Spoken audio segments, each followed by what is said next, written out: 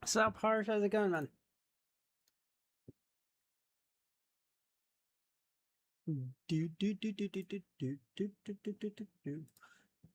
Bro, who's stalling? We're here. I'm out here, bro.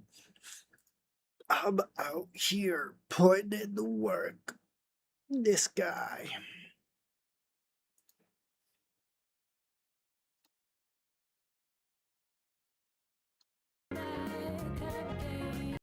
Listen, the unfortunate truth is, with how cooked the timeline I have made for myself is, we don't really have time to play a lot of games nowadays. Because I've made such a tight timeline for myself, I'm so fucked. MX, how's it going, man? I'm good, Harsh. How you doing? So we're gonna do Wordle, we're gonna do chess puzzles, and then we're starting. That's it. Because I gotta read 12 chapters a day. I have not seen the Odyssey, no. My brother said he didn't want to see it, and then I didn't want to go alone.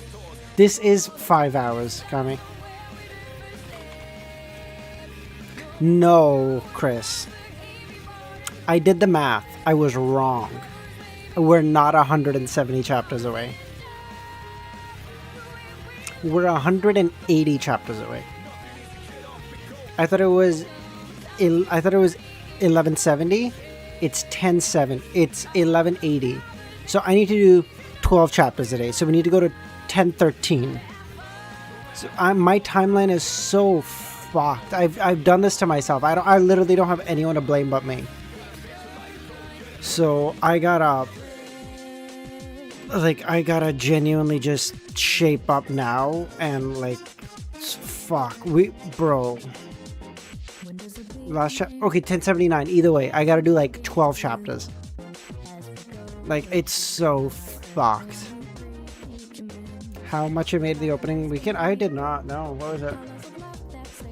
Odyssey opening weekend box office.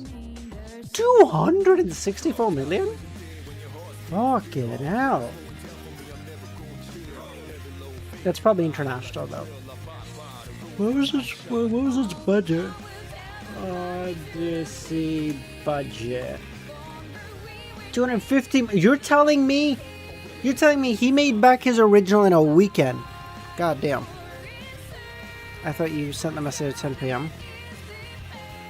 So is it 5 hours, Kami?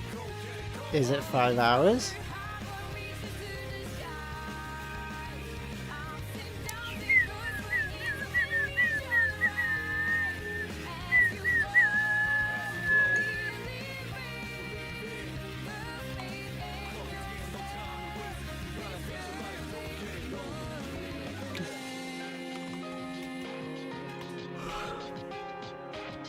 Diddler.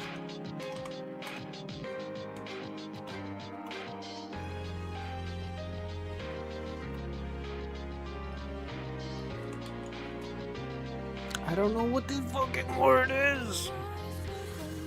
Also wrong screen. What? I'm so sorry.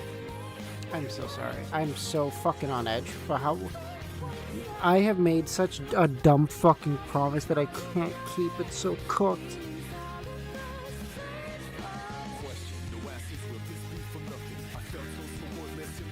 Okay, so D-I-R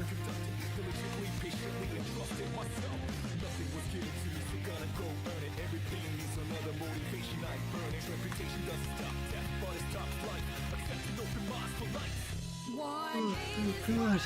You know what? Fuck it. Let's fuck chess. Let's just do connections and leave it. Let's just do connections and start. Good news is things should start fucking flying now, bro. I need it. I'm so fucked otherwise. I need them to fucking go.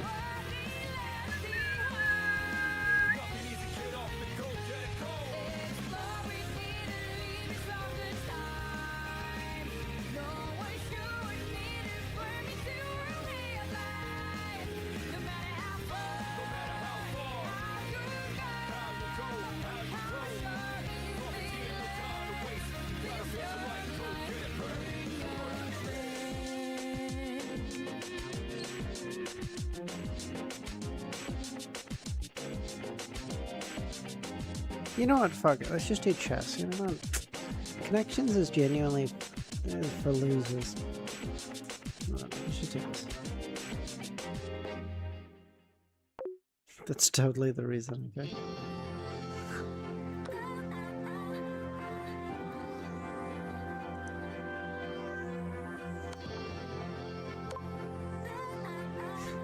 It's not because I looked at it and it was hard or anything. Shut up.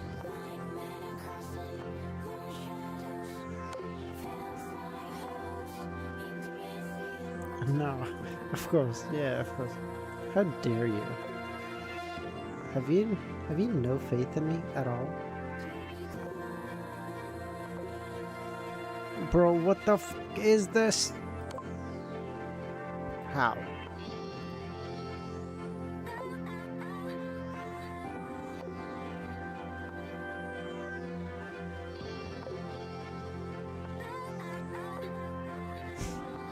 What is this? I'm so fucking cooked, bro. I'm so cooked. I destroyed so many brain cells over the weekend. Oh my god. What is happening to me? Happy International Chess Day? Oh my god.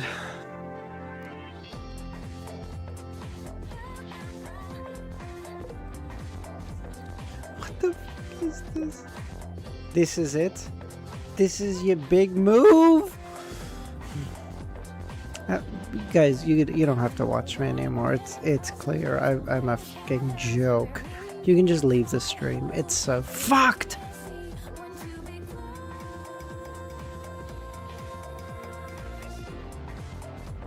Stall Kami. I have to read 12 chapters.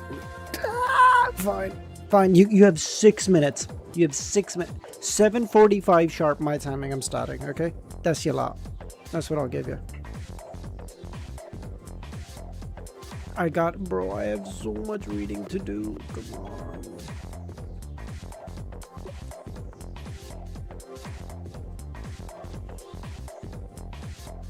I need 2 minutes. Okay, fine.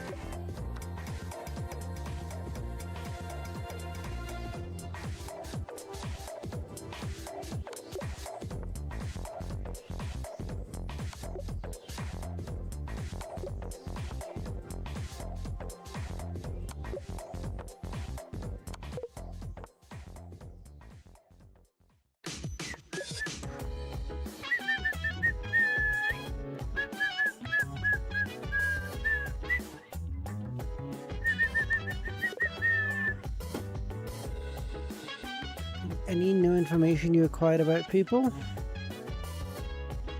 Bullseye. How's it going, man? I figured it out, bro. I know who you are now. Don't think that's gonna work anymore. That gambit works only once. Thoughts on Avengers Doomsday trailer? I saw it show up in my For You feed. I did not check it out. I did not read it though, or watch it. Fucking read it. My fuck. Can you tell how fucking cooked my brain is?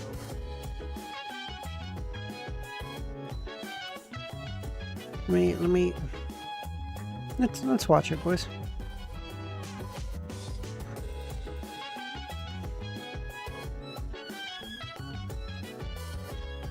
Not one bad promise, genuinely. One promise made in a compromised state and your whole fucking week is ruined. In this case, 2 fucking weeks. Xavier School for Gifted Youngsters. Something's coming. Someone. Something we may not be able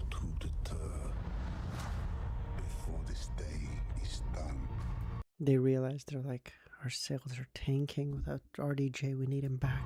We shall be faced with an unthinkable decision. Victor Von Doom.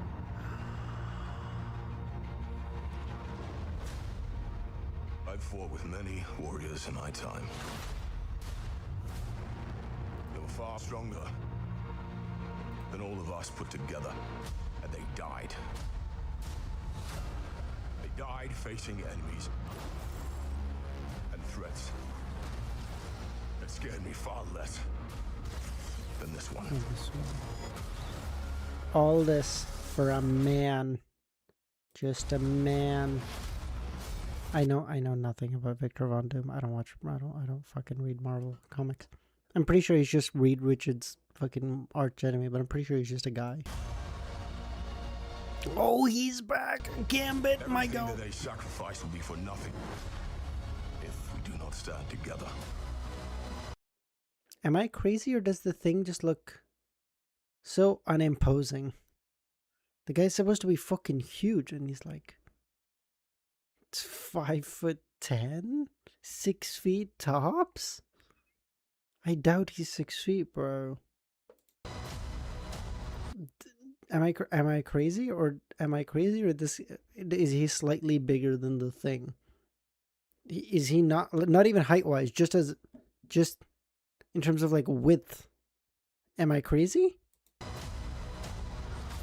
Put aside your petty squabbles. Oh, she's back. No, you're not her. You're not her. It's supposed to be ScarJo. You nothing except this. If you return, you will return as brothers and sisters. Not my cap. Not my cap. You mark my words.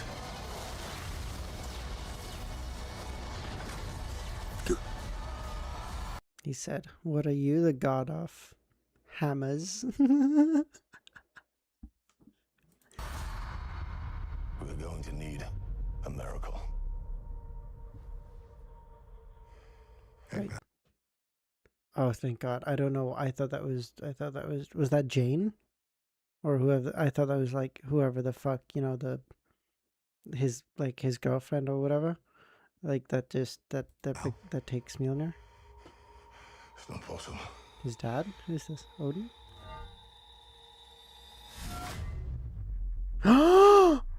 Bro, they're bringing everyone back. They're like, fuck, bro, these guys, without it, our whole fucking sales are cooked. Give him everything. Give it to him. What does he want? $1 billion? Take it. $1 trillion? Fuck it, we'll find it. Just give it to him.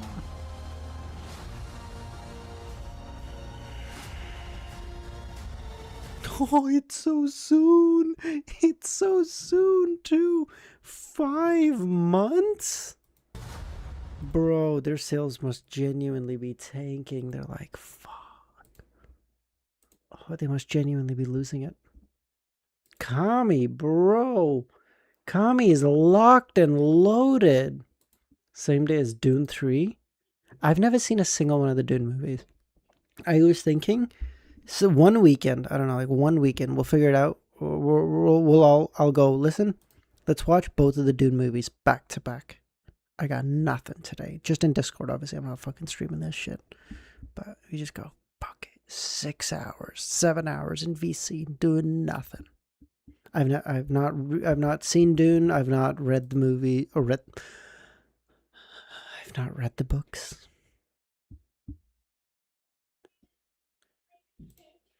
Do. 1001 choice, boys. Chapter 1001. And now it begins.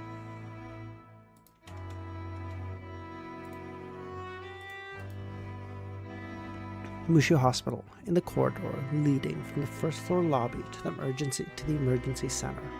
Lushan slowed down to allow Jenna to lead her.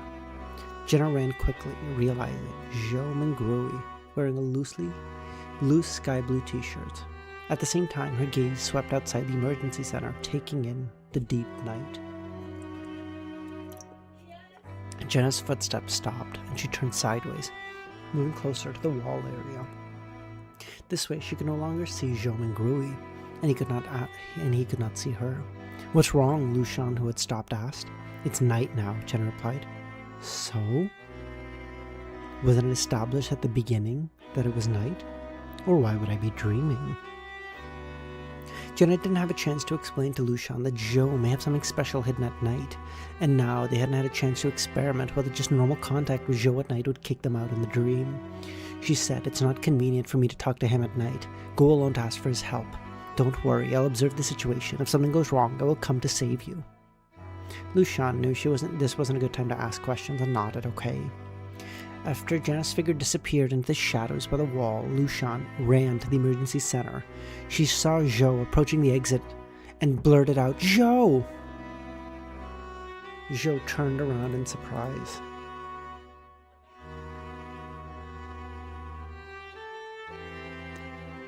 Seeing Lushan, why is she here? Zhou's first reaction was that Lu had come for some emergency care. Pajamas weren't out of place in an emergency center. Then Zhou thought that Lushan should also be a beyonder associated with words like reporter and painter. Not a coincidence? Puzzled, Zhou cautiously took a few steps towards her. After approaching Zhou, Lushan didn't give him a chance to ask questions and said, "Save Lu Fu, she's trapped at the bottom of the hospital." As she spoke, Lushan looked around to prevent anyone from eavesdropping. Bottom of the hospital? Lu Fu? Zhou caught the two most important pieces of info. He still remembered the intense fear he felt observing the downward elevator and suspecting that it may lead to hell or doomsday. Me? Save her? Is this a mistake? I'm just an assassin. Both Lu Fu and Lushan should be stronger than me. Yet they want me to go to save her?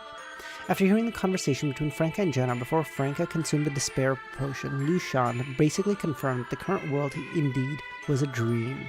So she believed that Zhou, as the master of the dream, could do anything that he wanted. Lu couldn't start by explaining that this was a dream, fearing that it may bring the unknown. She could only ponder for a second before saying, "You don't need to go and save her directly. You just need to enter and stand there. That should be enough." What? That works? Isn't this too obvious? I just stand in the corridor of Mushu Hospital's B2 and Lu Fu will no longer be trapped, able to escape? What? Finding a male assassin to serve as a formation node? What's the principle behind this?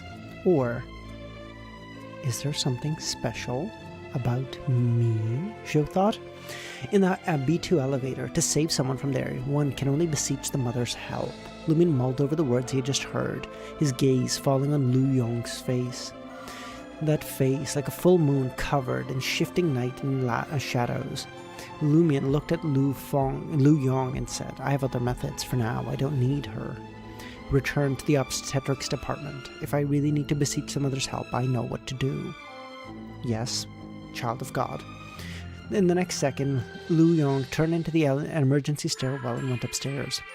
Lumian didn't wait for Lu to finish climbing the stairs, turned around and took a few steps to the edge of the lobby, gazing at the dark abyss now within arm's reach. He reached into the traveler's bag and took out an item, the corpse wax candle. Lumian hadn't lied to Jenna and Lu Yong earlier. He truly had envisioned on what to do if he had to raid the bottom of Mushu Hospital and attempt sabotage. He had come up with a plan, though he didn't have much confidence. The core of the plan was the corpse wax candle. Lumian had used the candle once before, completing a corresponding sacred contract, seeing the strange city and sensing its indescribable horror. Believing that the city and the horror should be some kind of object or will or existence that could potentially drag all the true gods down, with at least a Tudor occupying the top positions of both hunter and demoness. In other words, unhinged. You wouldn't believe it? My God, you're still earlier than like half the people in chat. That's crazy. Lumine's plan was to light the candle here in B2 next to the bottomless darkness formed by the combination of the dream's subconscious traumas and the abyss symbol of the Mother Tree of Desire to complete a secret contract and establish a certain connection with that strange city or will. At that time, that will should be interested at the bottom of the hospital in the Dream City, and this place itself was a key node where great existences had infiltrated. Lumine smiled. Hold on, give me one. I know this is a bad time to stop, but I'm gonna get some water. I'll be literally back in 1 second. I'm just gonna steal it from my mom's room. Give me literally 1 second.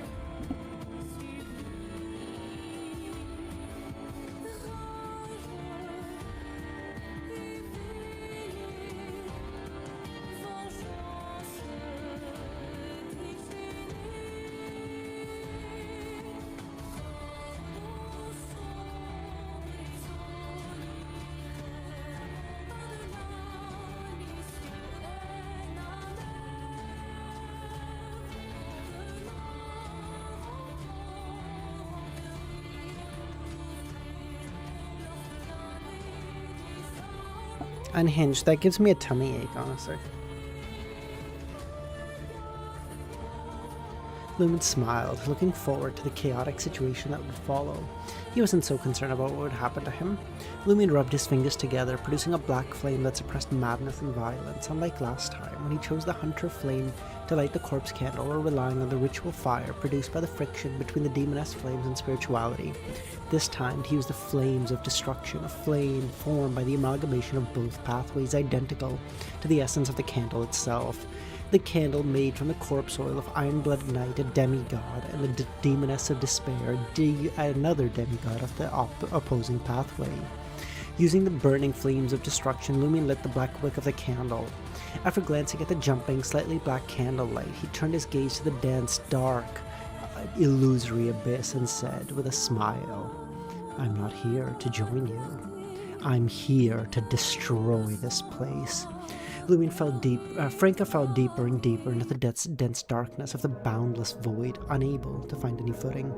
Her emotions and spirit seemed to be falling into another abyss, becoming increasingly depressed, despondent, and in despair. Suddenly, a spreading mass of grayish-white fog appeared below her. A thin fog arranged in a semi-merged state with the dense darkness, indicating that it may also be a psychological trauma rather than an object. Franca looked left or right, feeling that she couldn't continue falling any further, as she sensed she was about to be bound, becoming a slave of the abyss like those orderlies. She no longer avoided it, falling to that near half-dark, half-light greyish-white fog. If it's fortune, it's not misfortune. If it's misfortune, it can't be avoided. If it's fortune, it's not misfortune. If it's misfortune, it cannot be avoided. As she muttered, Franca made contact with the greyish-white fog. Soon her feet touched soft, fluffy clouds, and suddenly filled with shock, sadness, and despair. She knew this wasn't her inner feelings, but rather the emotions permeating this area that had enveloped her, eroding her mind. In the next moment, Franca saw a blurry, brilliant door of light tinged with a bit of blue-black. The door of light seemed to be composed of countless layers of light orbs, each orb alive and writhing. Franca saw that inside the black, thin lines hung from above, the door of light, suspended one after another, were transparent and invisible cocoons. Cocoons swayed by wind from an unknown source. Franca discerned after a while that the different cocoons contained different people. There were black people, Asians, white people, some wearing jeans, some in bright and gorgeous clothes, some in anime-style clothes, some holding phones. All their eyes tightly closed, as if not dead yet. Very similar to the psychological trauma we encountered in the corridor, except there was no door of light or cocoons. Franca, still being eroded by the surrounding emotions suddenly associated with the hall where Huang, Jia, Ainana, and the others were suspended. She looked carefully again and noticed the 3 of the cocoons empty. They had split open, and people nowhere to be seen. Where were they? Where were they sent? Franca vigilantly guarded against possible details, moving a few steps to the side. Another invisible wind blew past, and those cocoons swayed again, some turning against Franca. Franca's gaze swept over them, her pupils dilating. It was a familiar figure, A man standing upright in a transparent cocoon, head bowed, wearing clothes similar to the protagonist of Assassin's Creed. It was herself. It was him before the transmigration. Looking at her past self in this transparent cocoon, Franca's mind buzzed. What is this place? Is this Mr. Fool? Or the celestial worthies trauma? Was I, like this, enclosed in a cocoon, hanging above the door of light, losing my memory until the transmigration was complete? Are the other cocoons containing other members of the research society? What do those 3 cocoons represent? Who hung us up? This is very similar to a manifestation of high sequence seer. Did the celestial worthy do this? Is this Mr. Fool's trauma? Just as these thoughts flashed, behind the brilliant light gate, some of the fog dispersed, revealing a sphere, a view of the planet from the moon, from space. Franca then saw the northern and southern continents, the western continents covered in a grayish mist, and the eastern continent sunk in darkness. At the same time, a voice with a hint of solemnity echoed in her ears. This place has an ancient name, called Chernobyl. As this voice echoed, Franca stared blankly at the familiar yet strange planet in the depths of the gray fog. At the 4 continents, east, south, west, and north, each had changed somewhat, but still was recognizable, as if she was struck by lightning. Suddenly she understood many things, ones she couldn't find answers to before, or had avoided certain answers while seeking other explanations. Ooh, how's it going, man? Why does this world have 365 days in a year, and an extra one every 4? Why does this world have 24 hours in a day, 60 minutes in an hour, and 60 seconds in a minute? Why does the human body structure in this world so identical to our own? And the corresponding relationships can be found in most elements. Why is Mr. Fool's dream a modern city? Why is Mr. Fool's marionette town called Utopia? Why were Mr. Fool's avatars called Gehrman Sparrow and Merlin Hermes? Franca stared blankly at the strange yet familiar planet, at the 4 continents and the dreamlike blue ocean in her memories, tears falling down her face. Her mind was telling her the truth, but her heart refused to accept it. This may just be Earth. Franca's vision blurred, and she dared not close her eyes, afraid to see those images that had always appeared before her in her dreams. Her heart burst with intense sadness, shock, and immense despair and pain identical to the intense emotions pervading the area, inextinguishable from the current merging. Perhaps we never left, but we can never go back. Trier, in a luxurious villa in Franca's room, Madame Judgment, Madame Magician, and Madame Justice had gathered by the bedside, and Madame Magician uttered, "She's crying." The corners of Franca's eyes in her sleep had become wet, with traces of tears dripping, disappearing into her hair. At this moment, Madame Judgment and Magician couldn't quite understand why the 2 of Cups was silently crying. They had anticipated what changes may occur in Franca's expressions in reality, be it twisting in pain, exaggerating madness, or falling into pleasure. But why would she cry?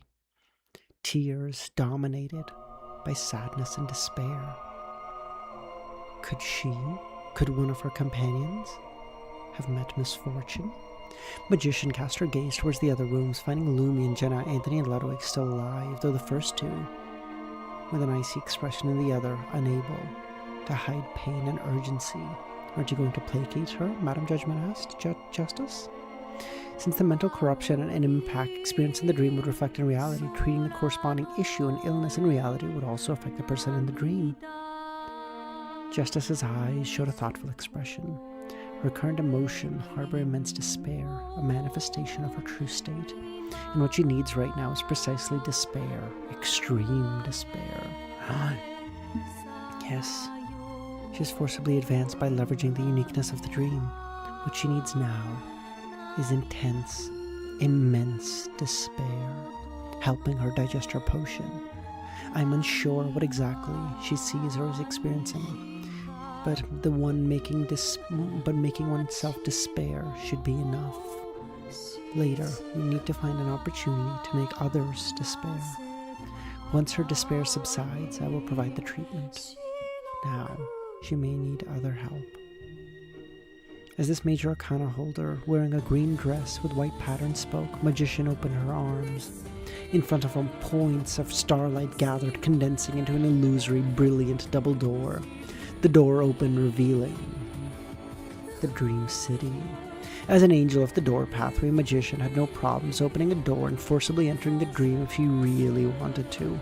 Of course, whether such a powerful entry would result in her being observed instantly, losing control, or becoming a marionette, who knows?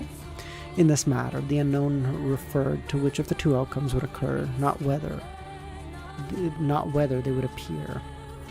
According to Magician's astromancy results, there's a very small chance that she would encounter nothing, and this was based on Mr. Fool having a certain advantage. What she was about to do was certainly not to barge in and rescue Franca, but to open such a door, establish the channel, and assist Justice, who was a dream weaver. Originally Justice, who could only monitor changes in the dream situation, and that was in a vague perceptual way. With such a door, she could exert some influence on certain areas of the dream and characters.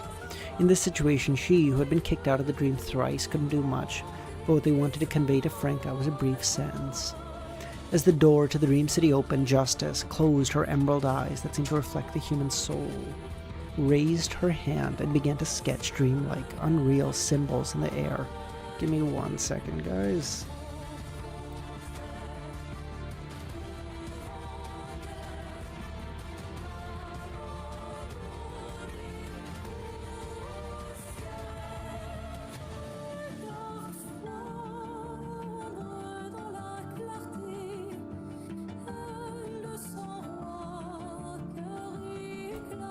Sorry, my niece just came by.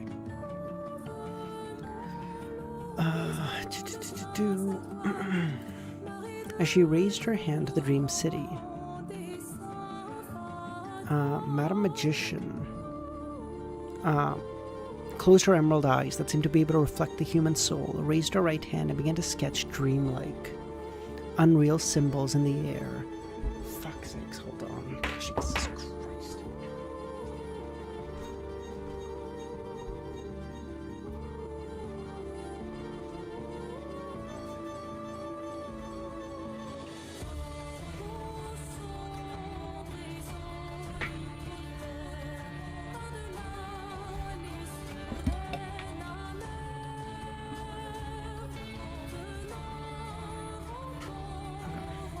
Yeah, they got me. It's over, bro. Mushu Hospital, edge of the elevator lobby. Lumin gazing at the illusory darkness, inhaling the faint, sweet, and warm, dark fragrance, enduring the agitation in his bones, feeling as if his entire being was about to ignite. His mind and thoughts dispersed, becoming increasingly numb to the passage of time. Finally, he saw fog tinged with a dark hue, as if he was walking through such a fog. Just like before, he saw the outlines of various buildings, saw things similar to trains running on blurry streets, saw ladies with round fans covering their faces riding in human-pulled, canopied, two-wheeled carts approaching him. He flew up towards the depths of the fog, flew towards somewhere in the city. There remained a peculiar high tower that was only a shadow, with an indescribable gloom and terror emanating from the bottom. Lumin suppressed the fear in his heart and the trembling of his body, descending, entering the tower, and heading straight for the bottom. He then saw an ancient well melding into the darkness, saw that 4 walls of the ancient well, built with moss-covered stone blocks, saw iron black-covered chains locked onto stone blocks. These chains had numerous reliefs on their surface, but were blurry, making it difficult for Lumin to discern. Unable to control himself, Lumin stuck out his head, trying to look at the bottom of the well. What met his eyes was a dense, eerie, blood red, formed by an unknown amount of blood. In the next moment, Lumin smelled a fishy odor with a sense of rust. He, bewildered, turned his gaze to his nose, finding that the blood had somehow already flowed from his nostrils, like real blood. Suddenly, Lumen's peripheral vision caught his own head and face reflected clearly in the blood-colored well water, the palm of his hand becoming scorching hot and the manic, violent aura surging out, blocked by a cold, deathly stillness. His hair floated up, his face. Sometimes this stunning Lumion, sometimes the more handsome security guard Lu Ming, his chest sometimes swelling, sometimes flattening, his aura feminine and seductive, sometimes masculine. He kept switching between these two states as if he lacked either. His body may not be able to withstand it, quickly collapsing and becoming a monster. At the edge of the ancient well, Lumion observed a terrifying will that could destroy all, feeling it cast its gaze from the well, observing him. Even with the ability of an ascetic, even while forcibly controlling himself, Lumion couldn't help but break away from the ritual and open his eyes. His palm still stinging more intensely than ever, his eyes a deep black, a black so deep that not even death existed within. Before him, in that void of dark abyss, a vortex appeared, spiraling to the bottom. The bottomless darkness seemed to be pulled by some kind of force from deep within, or forcibly pressed down by an invisible hand, causing it to suddenly collapse from a frantic vortex. The vortex kept spinning towards the end of the darkness, getting deeper and deeper. At the same time, all the mirrors on Lumion's body shattered with a series of cracking, and the doors suddenly covered with grayish-white. Immediately after, Lumion took a step forward and jumped into the vortex.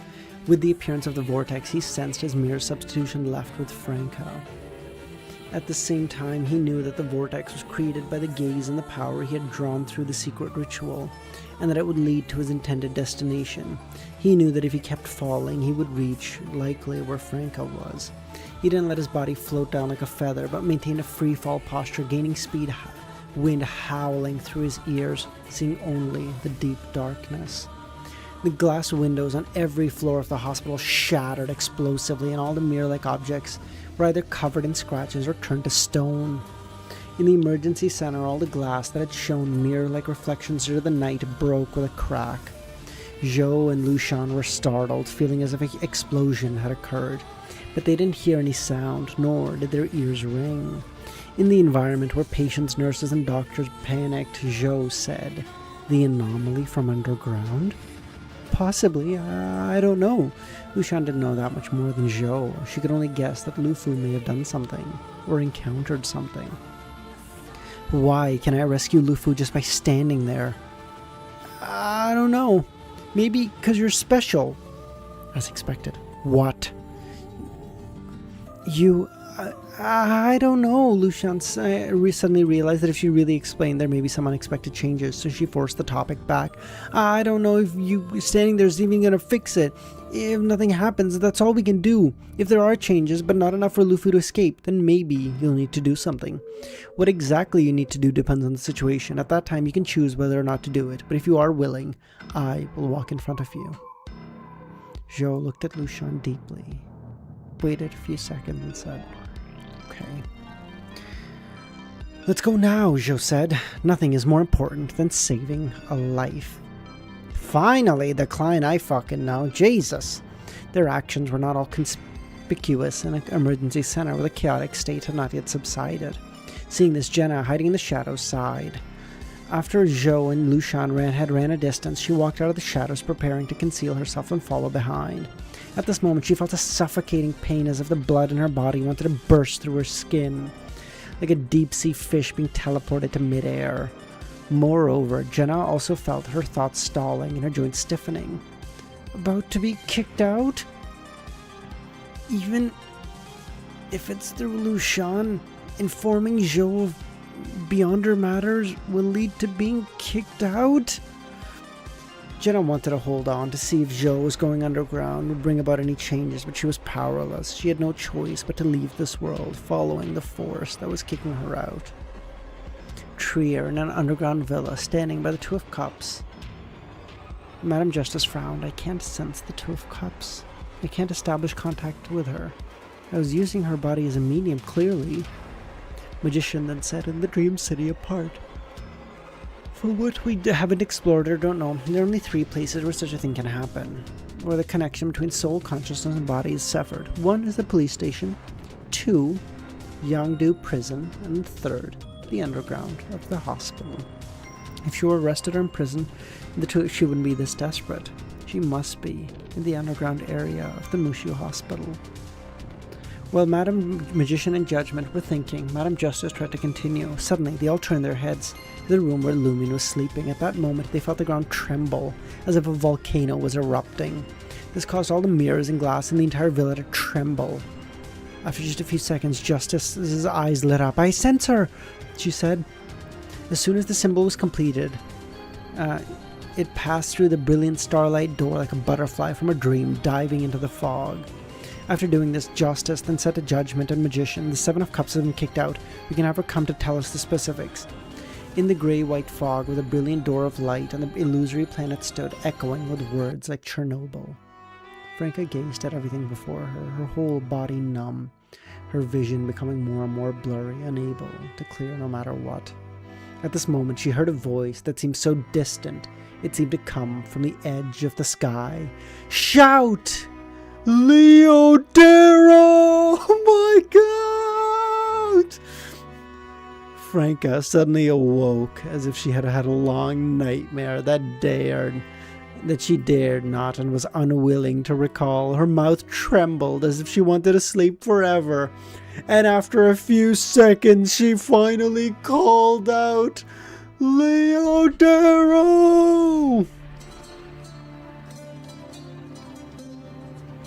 Oh, it's so peak. It's so peak. Yeah, oh my God. Above that grayish-white fog, Lumine's feet stepped onto the surface of thin, gas-like clouds, but he couldn't penetrate through to enter inside. Bro, you know what I'm thinking? There's no... If Easy actually got this right, I'm genuinely gonna fucking end it all, bro. Oh my God. You know what I'm thinking? I don't know why. That thing that Lumine saw, because it said like women with like fans or some shit. I don't know why. I'm thinking Easy's somehow right, bro. China is just out here just fine. China and the fucking... is just like... Nah. I don't know what those chuckle fucks are doing out here. Have you heard that we have the RTX 5700 now? I can render 18,000 frames per second. Pretty cool. Bro, I am max rank in League right now, okay? I'm amazing. What the fuck? He felt that this fog was highly similar to the fog that sealed off the Samurai in Women's Spring, and believed that if he still had Mr. Fool's seal on him, he would definitely be able to fall directly inside rather than being blocked. After 2 methods of falling and failing, Lumine turned his gaze to his palm. At least Tudor's aura on his palm had undergone some changes when the secret deed ritual was completed. Its color had become deeper and blacker, no longer like dripping fresh blood, but closer to a dark red of oxidized blood. Fan, how's it going, man? Lumine wasn't yet clear on what these changes would bring, and he wanted to use the spread of the corpse window to quickly perform another ritual. Suddenly, the night sky of the Dream City clouds piled up. Countless small electric sinks jumped up and gathered between these clouds, forming a huge tree like a lightning bolt. As soon as this lightning appeared, it crossed through the distance between the heaven and the earth, illuminating the entire city, passing over numerous lightning rods, striking into Mushu Hospital, drilling underground. The hair on Lumine's body stood up, and he instinctively took a step back. Almost simultaneously, a bright light flashed before his eyes, making him unable to see the deep darkness and the grayish-white fog. The afterimage of the lightning remained in his pupils. When his vision recovered, Lumine found a slowly healing hole that had appeared in the grey fog. He didn't hesitate and jumped in. He passed through the outer fog and landed in front of the brilliant light door, seeing Franca staring at him, with the hair on her end and some on her head standing up. Franca's eyes reflected Lumine, whose gender was switching, but the speed was slowing down. "Let's go!" Lumine didn't say much and grabbed her arm and activated the mark on his shoulder. With the vortex still existing, Lumine could sense some parts of the outside world.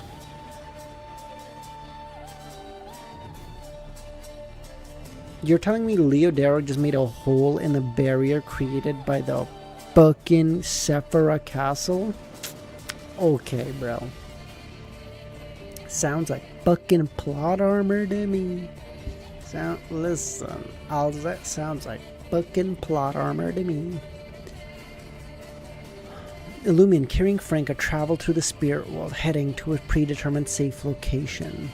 Normally, he would reach the destination in just a moment. For some unknown reason, he felt as if he was bound by layers of viscous liquid and shackles, moving slowly with a trend of getting even slower. In the darkness, Lumion saw darkness sweeping in from behind. The vortex had disappeared, and in that darkness there was a blurry, huge figure standing on the lightless water surface, and an ancient mirror outlining. Lumion gritted his teeth, traveling forward with all his might. Just as he was about to exit, the dark abyss was about to engulf him and Franca. Suddenly, everything became calm. Lumion felt at ease, like a criminal who had just escaped from prison, passing out of the spirit world and arriving in the shadowy corner of the emergency center. His intuition told him that Jenna was here. Mushu Hospital, B2. Xiaoming Grui and Lushan, having overcome their fear, walked out of the elevator, and almost simultaneously, Zhou felt relaxed, the feelings of fear and dread dissipating. Where is she trapped? He asked. Lushan looked at the dim but normal white corridor, falling into bewilderment. Shouldn't it have all collapsed? She muttered to herself. It was all a scheme to get Klein underground? I don't think so. It's Klein's perception of Leodero? So you're telling me all the fucking gods are here? Fucking Stiano. Who the fuck is Stiano is here? But they're like, you know what? Leodero can't make it though. He's too busy, boys. You're not. Can't, boys, I actually have a... I hate to be that... I have something planned for that weekend. I'm so sorry.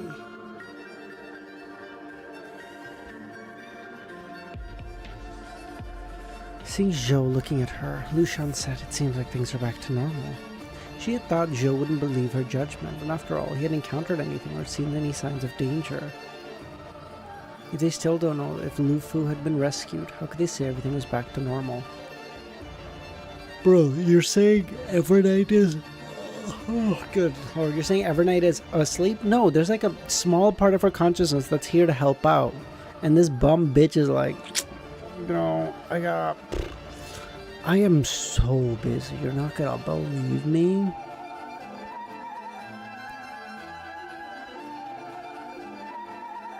Okay, what about Stiano, bro? Are you telling me fucking God of Steam Machinery is asleep? Kami, you're just... Bro, stop it. Are you telling me fucking Amon is asleep? No.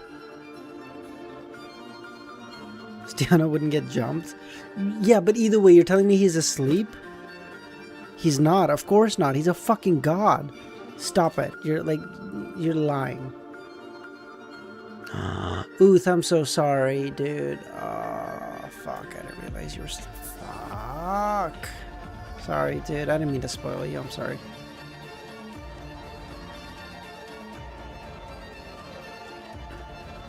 I feel like it's basically confirmed, Kami. She looked around and felt that aside from being too quiet and no one passing through, there wasn't much difference between this underground area and any normal hospital basement. Emergency center in a shadowy corner. Lumion and Franca saw Jenna, her eyes dazed, unsure of what to do. She's been kicked out, Lumion and Franca both realized. At that moment, Jenna spotted Franca and Lumion. The tension and worry in her heart eased. Without saying much, Lumion grabbed Jenna's arm with his hand and disappeared at the edge of the shadows. With three of them soon returned to room 2303 to Shang Garden. After checking the room's condition, Lumion said to Jenna, "Everything's fine now. Get some rest." But he wasn't sure how the dream Jenna would rationalize what had happened, so he kept his explanation vague. As for the teleportation, it was impossible to hide it any longer. After all, Zhou had already become deeply aware of the supernatural powers at play, and there were indeed quite a few Beyonders in the city. Okay, Jenna said. After she entered the room and laid down on the bed, Lumen closed the door for her and then turned to Franca. Let's go back to the hospital. We'll talk about what happened once we're there. Franca didn't ask why and simply nodded. Using teleportation, Lumen took Franca to the greenery outside the Mushu hospital and turned his gaze to the emergency center. I think what happened today was too much of a coincidence. Zhou coming to investigate, and at the same time, you in the underground? What exactly happened? After hearing the word coincidence, Franca's emotions wavered. She pulled herself together and recounted how she, Jenna, had found themselves in the underground of the hospital after falling asleep, how they encountered Lucian, her suspicions, and the traumas they encountered. At the same time, the corridor began collapsing. Franca stopped. Lumen glared and didn't press. It really was a coincidence. If you look at it all separately, it's logical that Zhou was prompted by my warning during the day and his own initiative chose tonight to investigate. Similarly plausible that the force lurking in Lucian's room or nearby, taking advantage of her traumas and the dream's nature, brought you here. Both seem reasonable, and they could have happened. But the fact they happened together and influenced each other makes it quite obvious. At the same time, I received a tip-off from Lu Yong that Zhou and followed Zhou to the hospital. But who could set up an arrangement for Zhou? They didn't need to arrange him. Arranging us was enough. When Zhou would investigate the hospital was uncertain, but once he was spotted, they could trigger us. The force lurking in or near Lucian's room must have been there a while, but an act sooner or later. Why now? Was Lu Yong also arranged? Not necessarily. It's possible they discovered my problem as a child of God and knew something would happen tonight, so they lured me in, using your predicament to force me to become the true child of God. After thinking for a few seconds, Lumen added, it is also possible that Lu Yong isn't like Grimm, a dream persona influenced by the Great Mother. She may have an external race consciousness, a guardian for women and children. Inside the hospital, the power system of the building hasn't been affected by the lightning strike. Only the ground separating the upper and lower floors showed an obvious charred area, and one of the elevators had stopped functioning. Lu Yong walked through the dimly lit corridor and reached a certain room. A wooden sign hung outside, with Chinese characters written, Dean's Office. She knocked and entered, speaking to the person behind the shattered glass window. She still didn't choose the mother's help. I see, a voice responded. Though how crazy is this person that we didn't even get a gender? A voice responded. Trier, in a luxurious villa, Jenna observed Franca's sleeping state while recounting their ordeal and Franca's decision to Madame Judgment and Magician Injustice. After tonight, Madame Magician nodded and said, it is unclear what exactly we were supposed to gain from tonight's events or what the true purpose even was. The Two of Cups has left the underground area of the hospital. I can sense her and her surroundings. Upon hearing this, Jenna's body swayed as if she had lost strength to even keep herself upright from her sense of relief. It's over? Not entirely, Madame Magician said. Right now, she held the ritual in the dream, clearly advancing to sequence 4 and becoming a demoness of despair. It is unknown how long it will take for her to fully digest the potion. And our goal is to awaken Mr. Fool ASAP and to end this dream, but that would conflict with the conditions for Franca's survival. In front of the major arcana holders, she dared not utter these words. I understand your concern, but that's not really an issue. Or to put it another way, it's not as serious as you think. Huh? Jenna was surprised. First, the Two of Cups has already made considerable progress in digesting the potion, completing the part of making herself despair, and the next step is to find opportunities to make others despair. If she can refine her acting process during this procedure, their digestion will go even faster. She's digested nearly half of the despair potion right after advancing? Yes, Madam Magician said. It's quite similar to Lumien's situation at the time, except Lumien quickly made two boon demigods despair. Exactly, Magician said. Given the nature of your circumstance and how things unfolded, it was almost inevitable that people would fall into despair. Mr. Fool's traumas contain elements that pushed Frank into complete despair. Quite the coincidence, Jenna said. Yes. One reason? At the same time, why I said the Two of Cups dream advancement isn't too serious is because given a little time, just a few minutes, she could return to reality without dying. Though there would be other costs. Really? While we are limited in what we can do, we can still do many things. For example, a sun path when shadowed can extract characteristics even from beyond her, layer by layer, from high to low.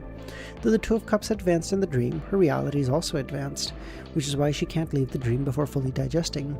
In other words, we could have Mr. Sun extract the Demoness of Despair characteristic from her in reality, and I would stabilize her mental state during the process. Once her body regresses, there would be no more concern.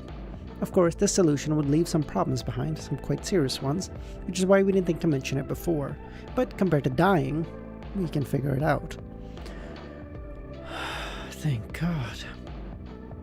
Outside the hospital, in the granary, hidden in the shadows, Lumien observed the hospital building, the patients coming and going, and the emergency response personnel who had just arrived, but didn't spot any targets of note.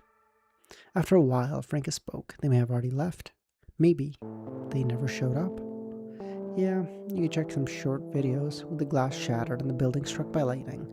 I'm sure plenty of people recorded it. Maybe we find something. Okay, Lumien took out his phone and began scrolling through local news. When he reached a video titled, "Oh my God, all the glass shattered," he spotted a familiar figure in the corner of the frame, near the edge of the emergency center. That figure had messy blonde hair, blue eyes, short eyebrows, and a clear stubble on his face. He was wearing a black shirt, and Lumien's gaze froze. It was Grisha, Peng Deng's co-renter. Grisha is Adam's name?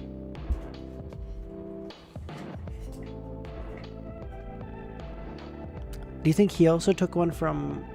do you think he got it from AOT, maybe? What? Blonde hair, blue eyes, stubble? That's Adam. What are you talking about? What are you talking about? What are you talking about?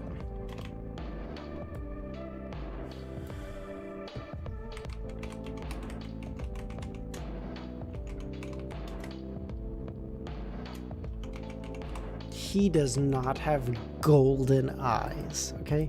We're talking about, what does he actually look like here? Stop it.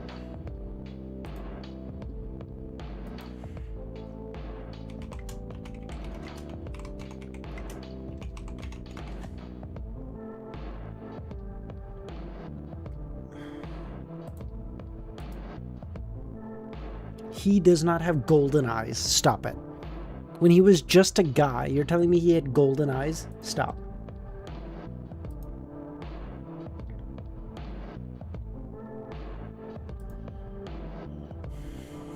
Dude, imagine. No, I'm not looking it up, you idiot. Relax. I was sending a message to Sal. Relax. Based on the nature of tonight's events. Yeah, what am I gonna search up? Oh, let's search up Mr. Fool's Dream, COI. What the fuck are you talking about? Relax. Based on the nature of tonight's events, Lumien, who had made some guesses and was prepared to see certain dream manifestations, but the real person who appeared at the center was unexpected. Grisha. The fact that he and Peng Deng are sharing a place did hint at something unusual. We'd even observed him before, but never managed to figure out who he corresponded to. Could he be the mastermind behind tonight's events? What's his objective? He initially locked in on an individual that the Aurora Order put their faith in, and to as the one orchestrating everything, hoping to confirm a few things, but Grisha didn't fit the I'm watching, listening, and aware profile. He was eccentric, paranoid, and rude. Him? Franca pointed. Unexpected discoveries are still valuable, Lumen said. Yeah, I suppose. Lumen was in a rush to leave. He pulled out a cracked makeup mirror and began focusing. What are you doing? Franca thought. I'm checking if the mirror world has recovered and whether the broken fragments have formed a new area behind the mirror. Lucian didn't bring her phone, and I don't have any other abilities to contact her. I need to use the mirror world to send her a message that you're safe and she can leave the area with Joe. There's an urgent matter now, but what if Joe does discover something? Joe went underground? Would that be a problem? The basement of the hospital was a mixture of subconscious traumas and the symbolic abyss tied to the mother tree of desire. Even if it couldn't physically endanger Joe, it may force him to confront past traumas, awakening strong stimuli that could bring changes that could be good or bad. Plans never keep up with changes. The most important thing now is just rescuing you. Everything else can be dealt with later. If worst comes to worst and the mission fails, then they send in another team. At worst, we all face the apocalypse, but I couldn't let you die. Franca stared at Lumen, unable to find words. She simply looked away and said, there are some things that can never be made up for. Hearing that, Lumen felt that Franca had come back to life from the dead. He didn't ask what she meant. He gazed at the mirror in his hand and said the mirror world has recovered. The larger mirror fragments have regained their mystical properties. Going to say bye, Aaron. Thank you so much for popping by, buddy. With that, Lumen whispered a few words, imbuing with a flickering dark shimmer before sending them to the largest piece of the mirror. Mushu Hospital, B2. Lucian led Joe creeping cautiously around the corridors. Just as she looked towards one of the rooms and Joe gazed at the opposite direction, she spotted a piece of mirror glass on the floor with the words flickering, Lufu's home. Oh, thank God. Lucian turned to Joe and said, Lufu's escaped, I got a message. Joe studied Lucian for a moment, but didn't ask how she got the message. He noticed earlier that she seemed to have rushed out of the house, forgetting her phone. After they left the basement, Joe sent Lucian back to the garden and saw LEMMiNO and Lufu in the entryway. You two just got back? Lucian burdened. We had to deal with the hospital's surveillance, Lumen glanced around and said.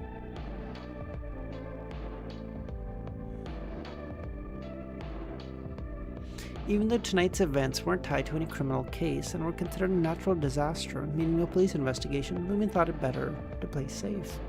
Lucian was stunned for a few seconds. Quite the criminal.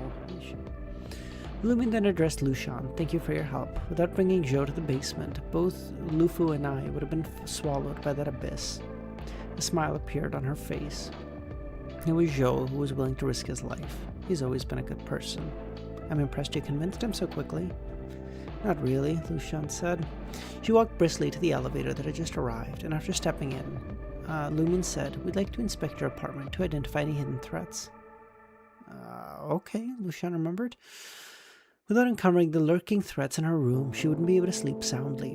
When they arrived, Lumen naturally began inspecting every corner, while Franca, finally recovering her energy, touched many objects. After a few seconds, Lumen stood in front of a living room glass window and spoke to Lucian. I'll perform a magic mirror divination to see if I can get any answers. Why is it so fucking loud? What is? My voice? I don't think so. Is it?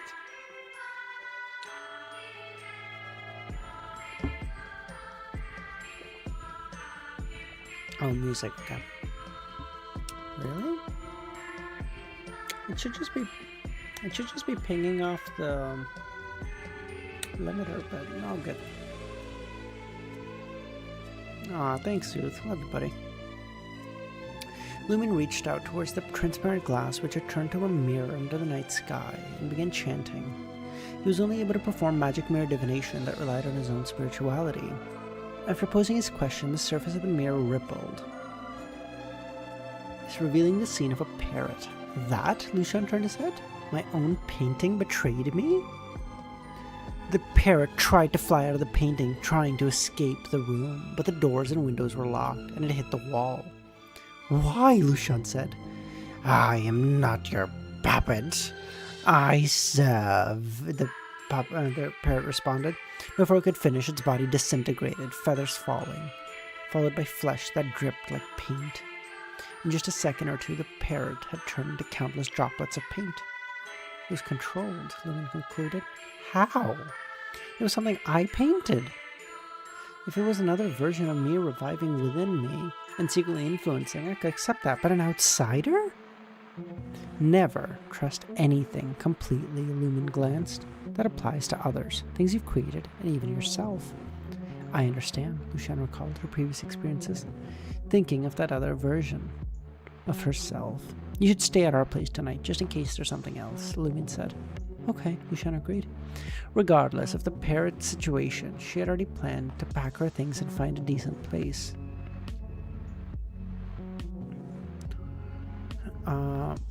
After settling Lucian in their room, Lumen took Franca with him to room 1502 to photograph every part of the apartment.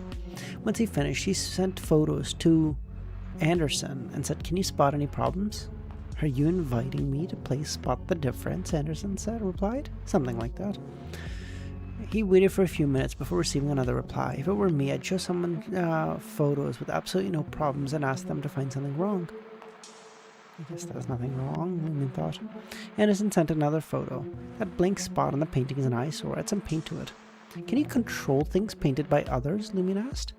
There are many ways to control painted things. One is to become a symbol within the painting's world. Another, to give them a more complete life. A third, to imbue them with humanity. A fourth, to reconfigure that information they're composed of. And fourth, given their essence as information. And lastly, the fact that they possess spirituality, you can turn them into your marionette. After hearing all that, don't you feel like every possibility you imagined can't be ruled out? You're giving me such details, so I'll just say yes, aren't you? Lumen replied. In his opinion, identifying the hidden dangers in the room wasn't the most important thing. They had confirmed that Lucian was being watched. If they didn't root out the other side and eliminate them, tonight's dangers would have been dealt with, but tomorrow a new one would appear. Too bad that parrot wasn't put under control and couldn't finish what it was saying. Seeing that Anderson hadn't responded, Lumen stood up and looked at Franca. Franca, standing by the window, gazing outside. Lumen walked over, stood by her, and looked out as well, seeing the food stalls on the street far below, people eating and drinking late into the night in the apartments in the neighborhood, the lights on in many rooms. Lumen gazed for a while before turning to Franca. Franca was focused, her gaze reluctant to shift. After a while, sighing, the night is truly beautiful.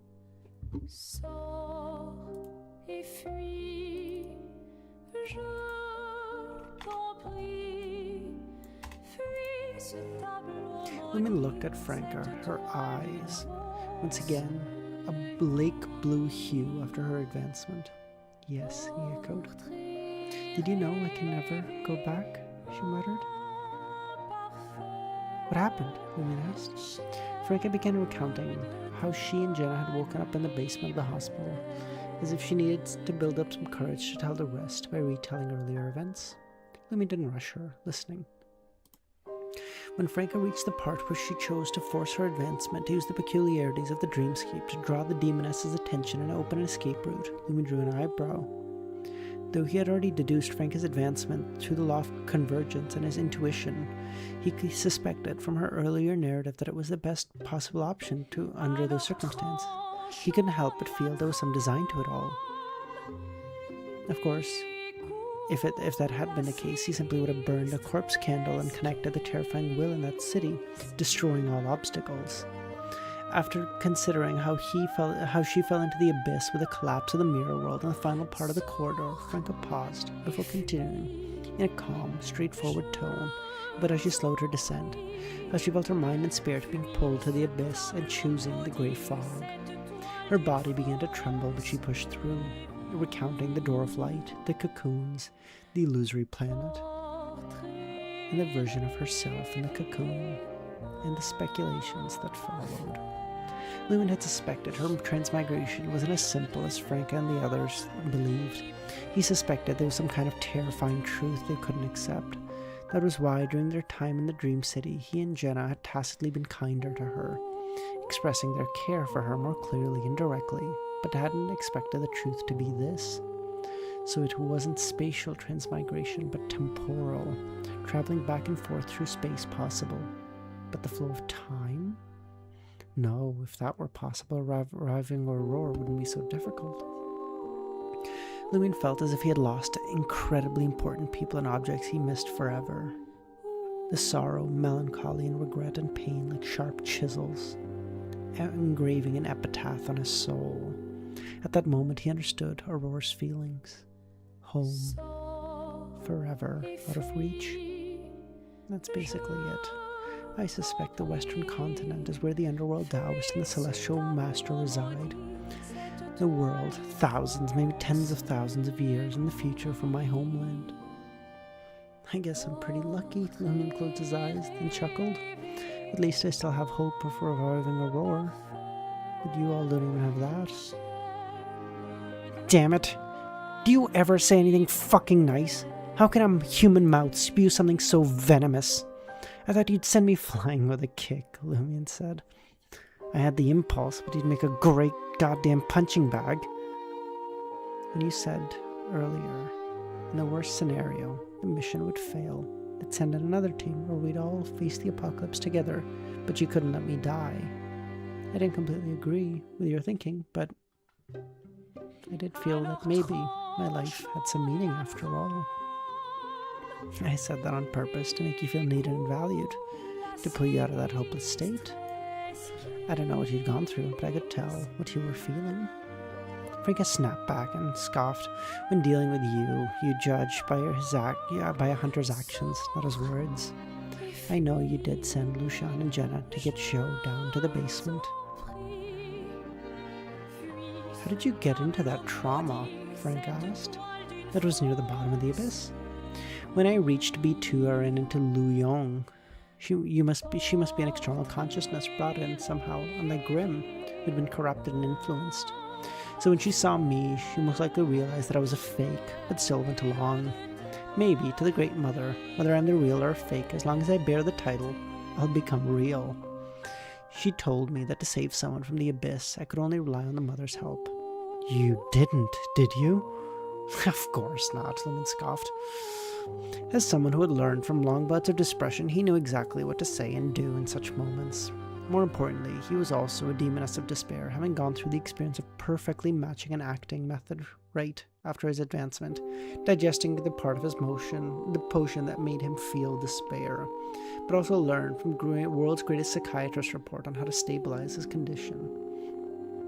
That was world's greatest psychiatrist report is hilarious to call what the fuck Adam wrote there. That was why he was comfortable telling Franca his true thoughts and feelings before he saved her. He tended to be her most solid anchor. After all, how many hunters openly reveal their innermost thoughts? And how did you destroy the abyss and open the path? Corpse candle, Lumion chuckled. The flame of destruction burns fiercely. The candle can only be used once more, though. You're a bit extreme, Franca said. She didn't finish her thought, reminded that such extremity was for her. I couldn't enter the fog initially, but an exaggerated bolt of lightning let it. That was Madame Justice's incantation, delivered somehow. It sounded like a name to be spoken in ancient Hermes. A name that could summon such lightning in Mr. Fool's dream? It must invoke a true god or some great existence. Or could be related to Mr. Fool's perception. Yes. How do you feel now? Franca said. The mutated Alista Tudor's aura and the Underworld Taoist seal have fused. I can't believe they can fucking fuse.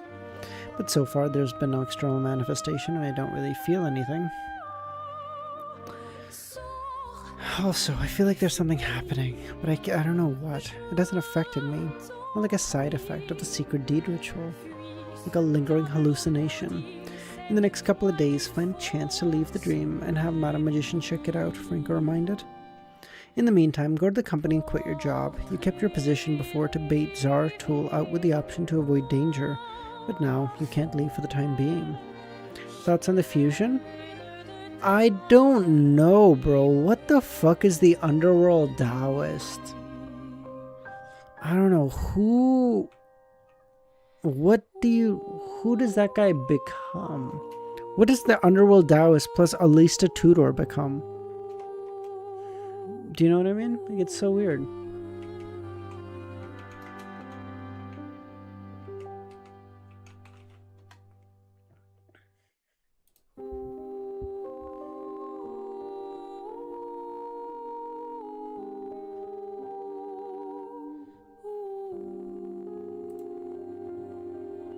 You can guess if you really think about everything you know of both.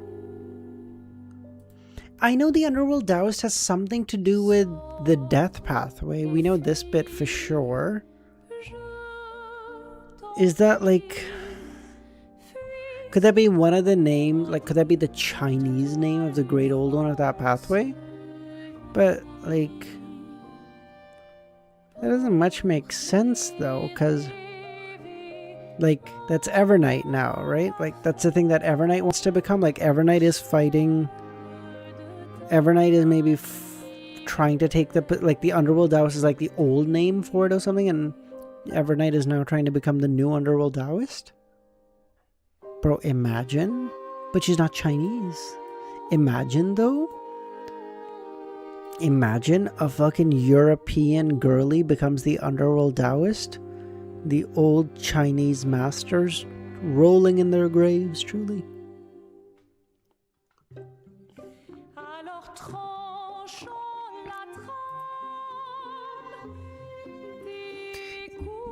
Only then did Franca remember her current state. Before, she digested the despair potion. She left the dream and returned to reality. She would lose control on the spot and die. Right, she didn't argue. Not going to enjoy the view anymore, LEMMiNO asked. As she turned to leave, the more I look at it, the more I miss it. Hard to miss it. I don't think she's American, but she's European or something. If I were Mr. Fool, I may wish to sleep forever, dreaming of this beautiful night, never to awaken. After hearing Franca's words, LEMMiNO felt a wave of resonance. If there hadn't been any dangers in that dream in Cordu, I wouldn't want to wake either. No, I would force myself to wake up. If he didn't, he couldn't save Aurora. Franca silently withdrew her gaze and walked over to the long sofa in Lucian's home. She sat down, leaning back against the sofa, as if she lacked the strength to support her body. Franca glanced over and followed, sitting down right next to Franca. Franca turned her head to look at him, but said nothing. God damn it, Kami, no, bro! Turn this goddamn music up. We're not having any sad stuff today.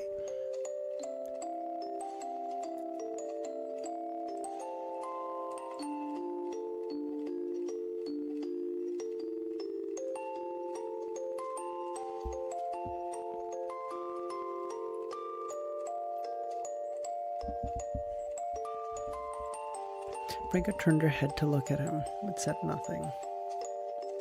After about 10 seconds, she stared at the turned-off TV and muttered to her, as if to herself. Back home, my favorite thing to do was to pick any channel and be on my phone while listening to the sound. My mom scolding me every time. My mom used to run a small restaurant, which later became a bigger one. She was quick-tempered and efficient and couldn't stand to see me lazy. But you know, she'd just say a few words, in one ear out the other. Didn't really affect me. Later on, when the business wasn't doing so good, she just gave up. Every day, she'd play cards with her friends and siblings, eat here and drink there, occasionally organize a trip, and she couldn't have been more carefree. My dad, brothers, and I were quite happy. We didn't have to be scolded or nagged, and as my dad put it, we'd see each other once a day, take a walk, chat about the family matters before bed, and their marriage improved. My dad was a mid-level manager at a company. We had been into electronics since early, starting with radios and such, tinkering with computers, and getting into games. When I was little, I was always confused why Dad always sat in front of the computer. He said it was work, but he was always clicking on some weird images. As I got older, I fell in love with gaming too. I guess, leading by example. At first, my parents wanted another daughter, a sister for me. They'd prepare for the fine and set up a room. Who knew they'd end up with another son? They couldn't bring themselves to not, so they had him. Aren't second children supposed to be good at reading the room, well behaved, with a high IQ, with a high EQ because they have an older sibling keeping them in check? Why was that kid backwards on everything, looking down on everyone, thinking he was so cool, always causing trouble? When he was at school, he got into fights and beaten up. He came to me crying for help. In the end, the other kid had cousins, and I got beat up too.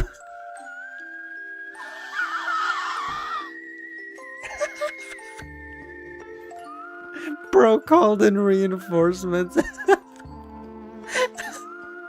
He said, bro, what you think? I don't got cousins? Bro.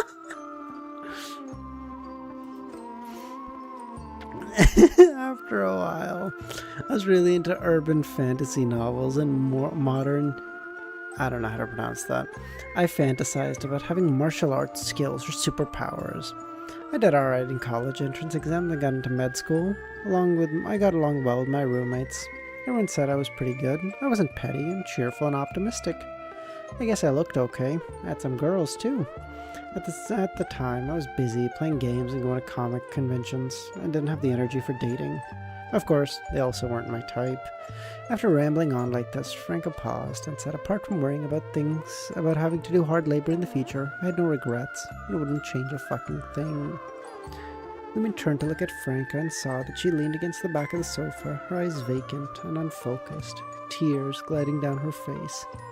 LEMMiNO didn't try to comfort her, simply extending his arm, putting it around her shoulder. Franca struggled for a moment, but chose to give in.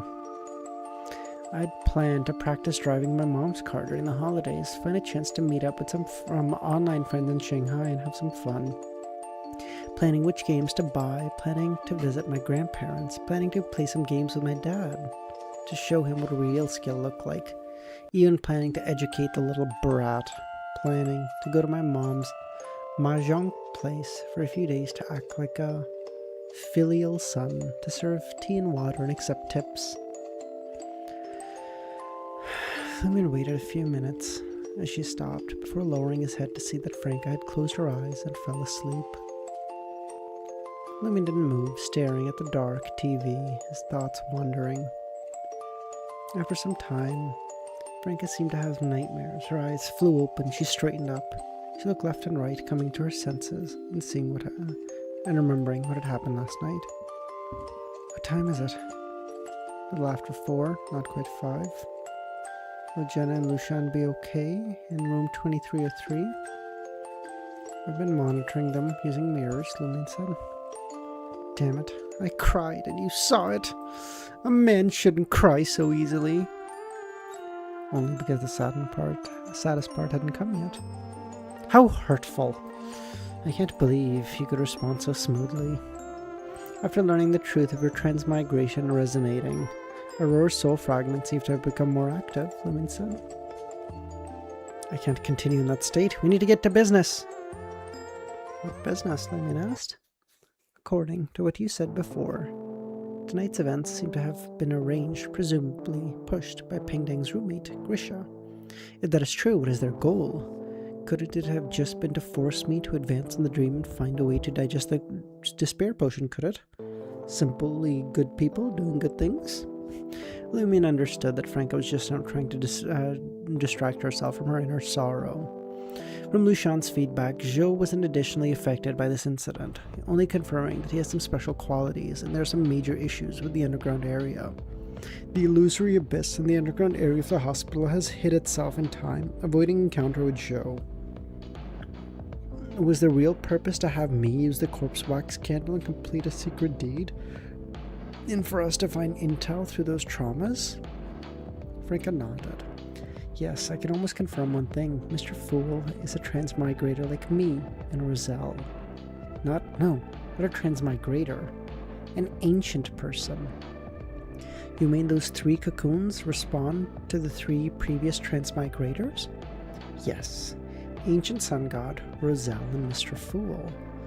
Mr. Fool should have also progressed step by step from a mortal body to become a true god in our great existence.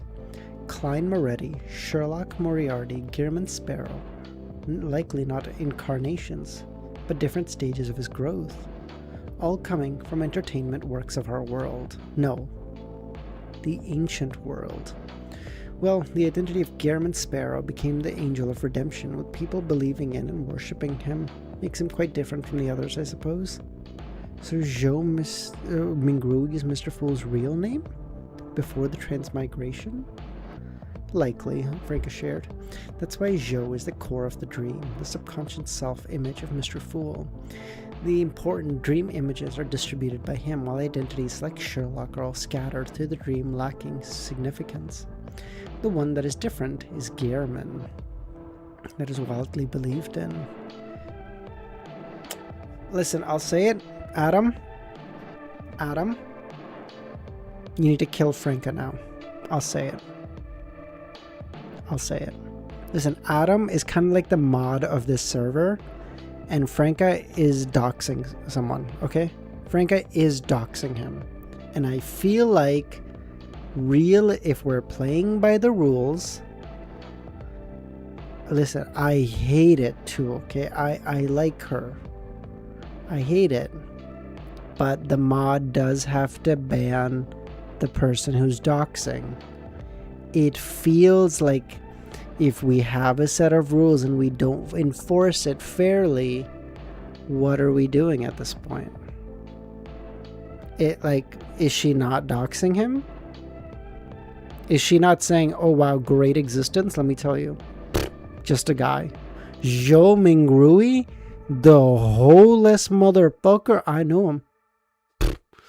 Women used to run away at the sight of this guy. Great existence. I think not.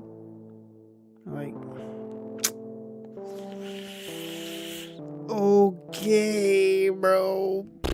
Wrap it up. My go. Adam's about to go. All right, buddy. This server's off limits.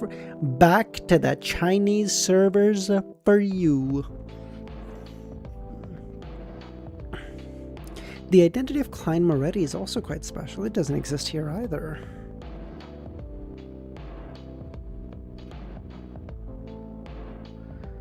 The special relationships corresponding to Klein Moretti do exist, but they point to Zhou. So Klein Moretti was Mr. Fool's first identity upon transmigration, gaining his recognition.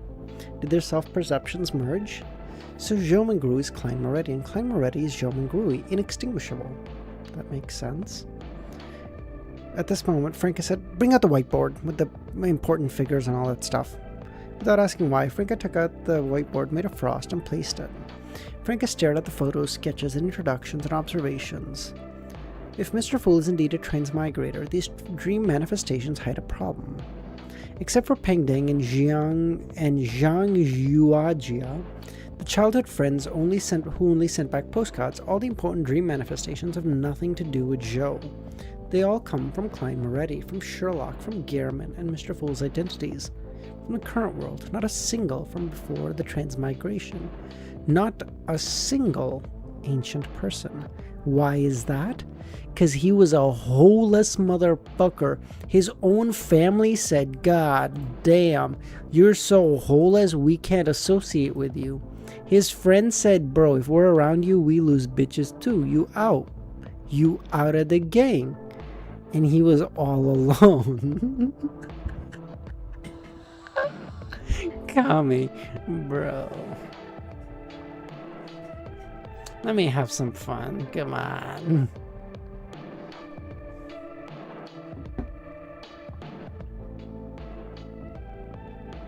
No, he had good parents. How do you know this? How do we know this? Are you just making this up?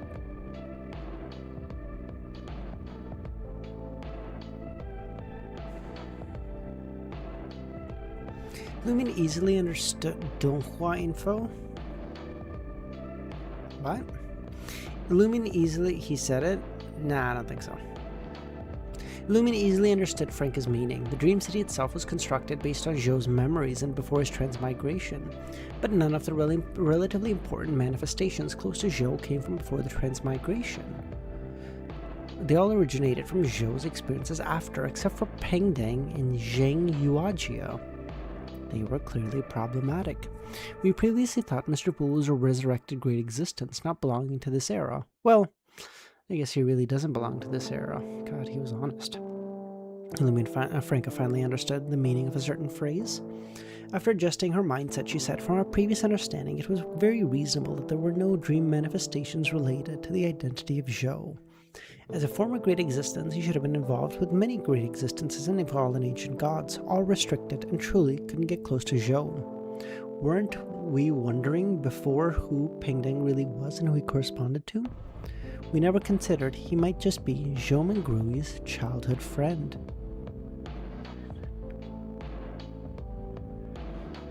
But if Zhou was a transmigrator like me and gradually became a great existence, that is remarkable, to transcend becoming a deity with a mortal body and dominate the spirit world. At this point, Franca's emotional wound was once again tore open. She thought about how even someone like Mr. Fool was shocked, saddened, and pained and despaired when he learned the truth of his transmigration. Even becoming a great existence couldn't allow him to return home. After he fell asleep, these formed strong traumas. Even Mr. Fool was like this, so how could I be any better? Lumen could guess what Franca was thinking as she paused. Franca collected herself after a moment and said if Zhou was a transmigrator and was ordinary before, then where are his parents, relatives, friends, classmates? In the dream, Zhou has parents, but not in Yangdu. They live in a hometown that only exists in descriptions. Zhou hardly contacts them, only conveying his greetings through Benson. Moreover, the setup of the dream clearly comes from Klein and Moretti's parents. Similarly, the real-world prototypes for Benson and Zhou and Sasa are Klein's brother Benson and Melissa. Among other relatives, friends, classmates, and online friends, perhaps only Pengdeng and Zheng Yuajia are Zhou Mengrui's. I don't know. He's been like shadow banned by YouTube as a whole. They just realized he's too problematic.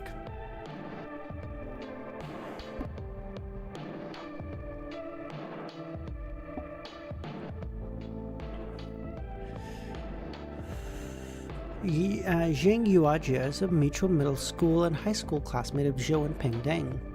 She came from a well-off family and often traveled, was on a so-called European trip currently, and in the memories of the major arcana holders, Zheng had never truly appeared, and if not for her often sending postcards to Zhou and Pengdeng and occasionally chatting, she could have been treated as a background figure. There are two main issues, Franca said.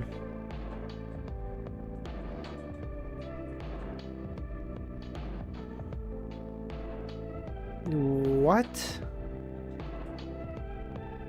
Oh, but then Kami, aren't you fucked then? Isn't your progression just cooked? First, why have Zhou's true relationships disappeared, and why did Mr. Fool deliberately hide them himself, or did he... Or did the Celestial Worthy tamper with them? If it's the former, why would Mr. Fool want to hide them? Is this a key point? If it's the latter, does this represent that the Celestial Worthy fears something?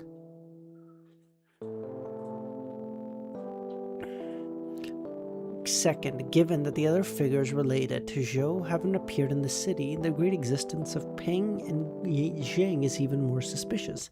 Adding to that, we previously saw Deng's roommate Grisha appear at the emergency center. We need to focus all our focus on Peng now. If I were Mr. Fool, Lumen said, and this dream city was a battlefield of my consciousness against the Celestial Worthy, I wouldn't want my real parents, relatives, classmates, or friends to be involved, even if they were just false manifestations. Given that logic, Zhou and Klein's cognitions have merged, and the dream manifestation corresponding to Benson and Melissa shouldn't be here either, Franca said. Who says they were woven by Mr. Fool? What if the Celestial Worthy created them?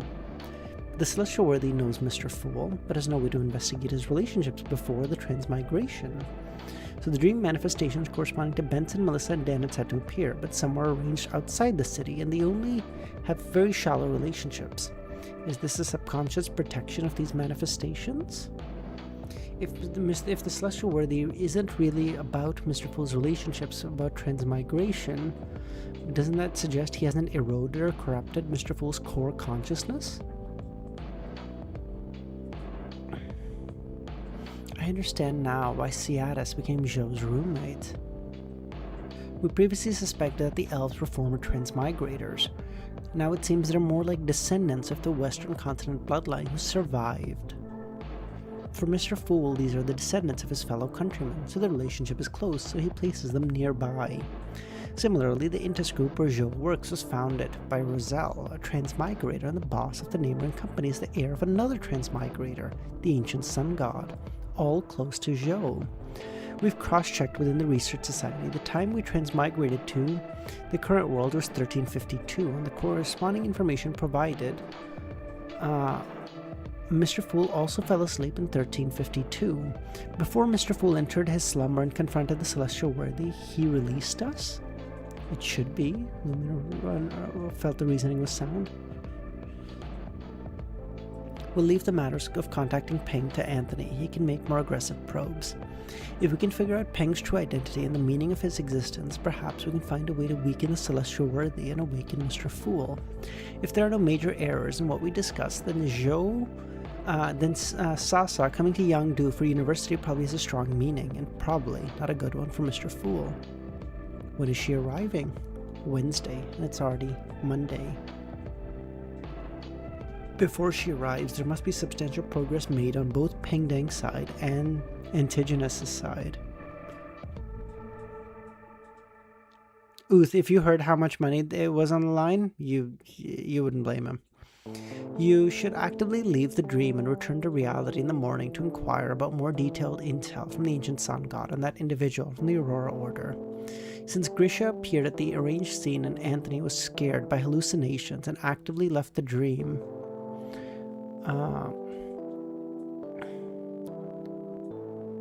what? I gotta read that. You should actively leave the dream and return to reality in the morning to inquire about more detailed intel from the ancient sun god and that individual of the Aurora Order. Since Grisha appeared at the arranged scene and Anthony was scared by hallucinations and actively left the dream after contacting Peng, I suspect Peng and his roommates are related to the ancient sun god. We lack sufficient intel to accurately judge this point. Also, don't forget to have Madam Magician check on your physical condition, Brinka said. I'm only worried that the major arcana holders don't know enough, or that some intel is currently inaccessible to us. How is this volume ending? Mr. Fool has to wake up. Klein has to wake up. Brother, we got like 170 chapters to finish this shit. 170 chapters to fucking stop the apocalypse. He is genuinely putting himself in fucking the most rushiest of rush territories. Peng and his roommate are Grisha / Adam and the other two pillars. I'm saying it, I will bet you money Grisha is Adam. Stubble, golden hair, blue eyes. I got him. Him being Grisha, named Grisha, also makes sense in Klein's mind. Grisha, wasn't Grisha's fucking Aaron's dad's name? Is that not it? And his dad was he was like, son, you must get to the basement.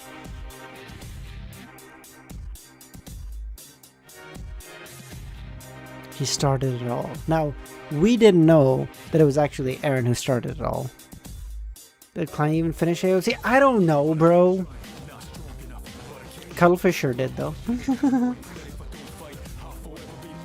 She noticed that the window area... Oh, wait. Afterwards, you should move to the background and switch positions with Anthony and let him do the probing and you shouldn't appear. Alright, Franca said. Nah. The name Grisha means watchful. Wait, does Grisha mean watchful? Meaning name Grisha. Vigilant and watchful. You're right.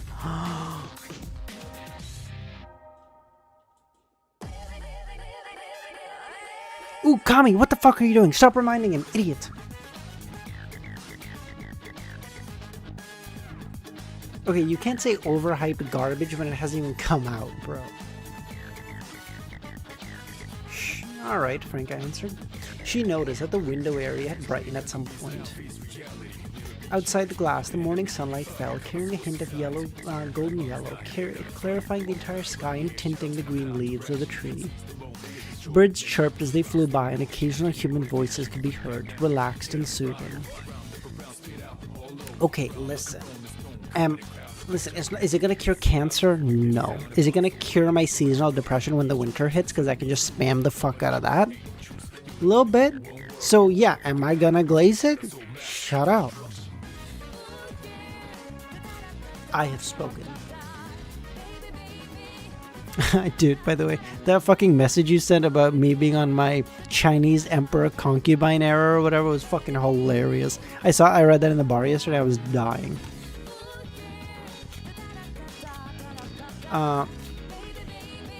She noticed that the window area had brightened at some point. Outside the grass, the morning sun fell, carrying a hint of golden yellow, clarifying the entire sun.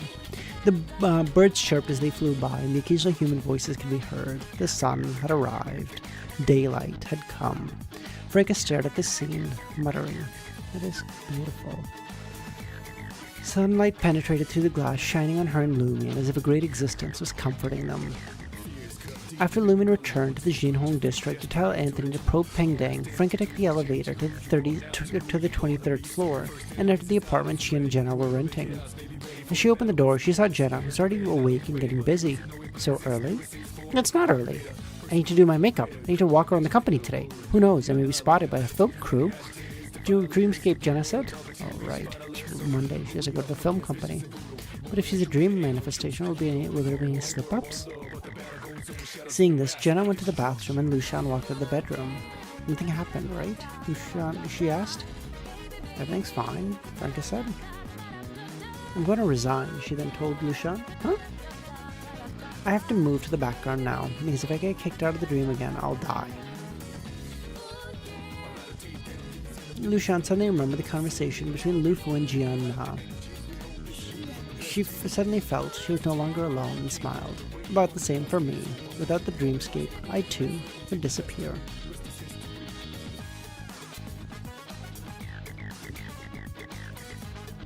Should just be you, Kami, I think. Did the dream die? Oh wait, did the stream die? What? What are you guys talking about?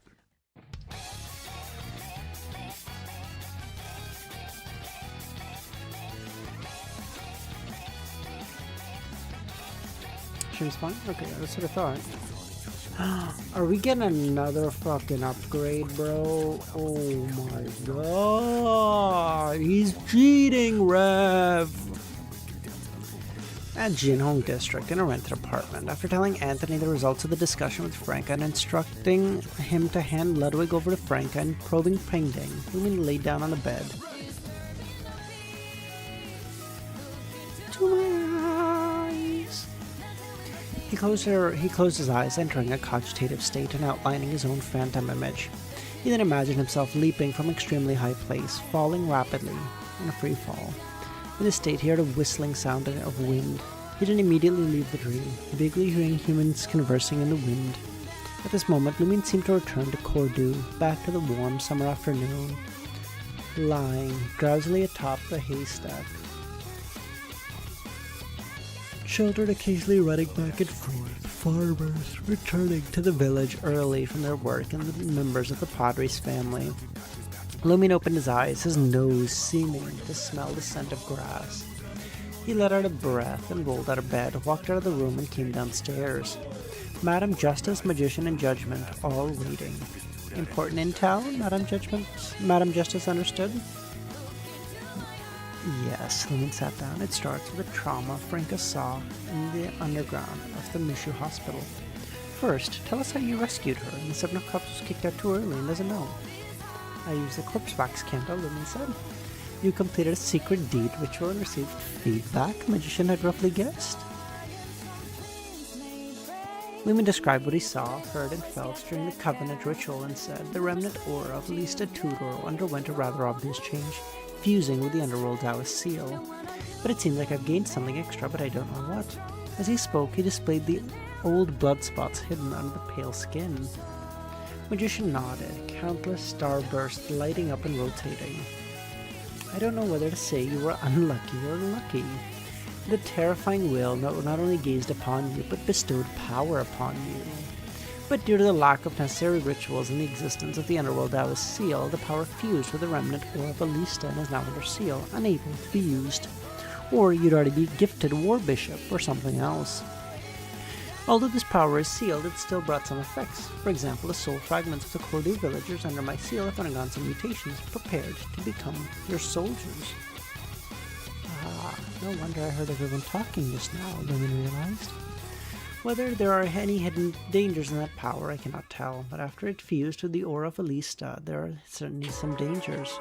It has become active. Combined with the Omnibella bloodline, if not for the Underworld Taoist seal, I'd suspect you may become pregnant in response, unable to abort, giving birth to a deeply corrupted version of Alista Tudor. Wouldn't that make the Blood Emperor call me Daddy? Lumion laughed. Mommy, Magician corrected. Lumion didn't continue the topic, instead turning to talk about how he entered the vortex and took advantage of the lightning strike to open a channel. It seems our efforts were not in vain, Magician. Our Justice smiled. Which deity does that invoke? The Lord of Storm. That is his true name. Do not recite it casually. AoE effects of lightning are indiscriminate. Moreover, Mr. Fool's avatars have triggered lightning strikes with this before. His perception of the lightning brought about this incantation is very terrifying. Using a true deity's name as incantation? How is Mr. Fool's incarnation even more of a provoker than me, Lumia? He said, bro, this guy's the go. He said he's just walking around willy-nilly going, Leo Darrow. He was silent for a moment before saying, at that moment I was prepared for the possibility that I may collapse due to loss of control due to the ritual or even die, but I had only one thought, which was to open the abyssal channel ASAP or destroy the abyss. This may not have been enough, so I asked Jenna and Lucian to invite Zhou, who was at the hospital, to come down to the underground area and take a look. I don't know if it would be good or bad, or how high the possibility of fixing it was, but none of that mattered at the time. Everyone fell silent. If that would truly bring destructive results and you monitored it, you could kill my body in the real world to prevent it. It'd be good to die. If I died, I wouldn't know anything. I don't really care. After exchanging glances, Justice, Magician, and Judgment sighed. I do not agree with this style of yours, but I am glad to see you have your own thoughts and choices. If you encounter similar situations, try reciting my honorific name. The power sealing the soul fragments in you comes from me. I can use them as a medium, and through the connection exert some influence, but I cannot guarantee any success. And if you're willing to pay the price of being permanently kicked out and unable to re-enter the dream, I can give better incantations. Oh? Chief Yagate's honorific name. Reciting this outside the dream world would have no effect, but even unknowingly turning the reciter into a marionette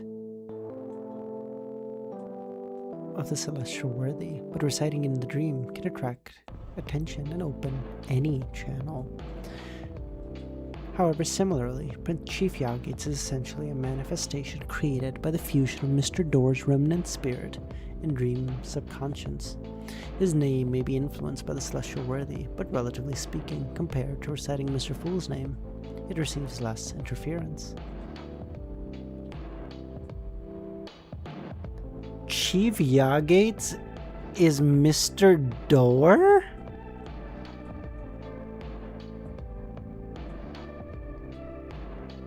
The head of the police department? What is Mr. I don't think so. Kami, I think you're lying. I didn't know this. I didn't know this. You guys are wrong. I didn't know this. Listen, I'm telling you, I didn't know this. You want to say, like, when it was revealed? Brother, I didn't know it. Okay, sue me. Have you seen what I'm doing to myself to finish this book, bro? Have you seen what I'm twisting myself into knots here? So it can be done like this, Lumion thoughtfully said. Were we perhaps following the surface rules of the Dream City too strictly? Always playing the role of citizens with powers? Remember, you're just acting. We've thought about this issue too, Magician said. The method of reciting the chief's name was my idea, but before finding exploitable loopholes, you'd better not break the rules casually, or there are too many painful lessons. Lumi nodded, adjusted his state and detailed the scene Franca saw in that trauma at the bottom of the abyss, and the problems she had discovered, and the deductions made. Finally, he said, it was only after Franca realized that Mr. Fool was a transmigrator that she found she had previously overlooked names like Sherlock and Merlin. Logically, she should have immediately deduced that Mr. Fool, like her, was a transmigrator. In the Dream City, many of our ideas seem to have been restricted, unconsciously overlooking certain things, like Antigonus's problem, like the evidence that Mr. Fool was a transmigrator. This may be the Celestial Worthy's will at work, and what he deliberately made us overlook and avoid likely hides the correct direction. Justice listened intently, her expression showing a bit of bewilderment and surprise, but quickly showing relief and emotion. The others had the same reaction. You don't know under what kind of situation and in what way we first saw Mr. Fool and what kind of performance he showed, so you can't understand why we didn't think like this, that he may be a transmigrator, just an ordinary man. It was only after Cordu that I vaguely felt this possibility, Magician said. Justice's expression became very gentle. To have done so many things as a man, to have reached this level, to use true human nature to confront the Celestial Worthy. I admire Mr. Fool even more, and feel more sympathetic. Curious, Lumen asked, what things has Mr. Fool done? In his view, Mr. Fool now seemed closer. This great existence, once human, and even a fellow countryman with his sister.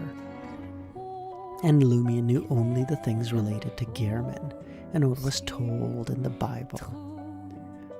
We can tell you about it properly, but now let's first discuss the key issues you've discovered, Justice said with a smile.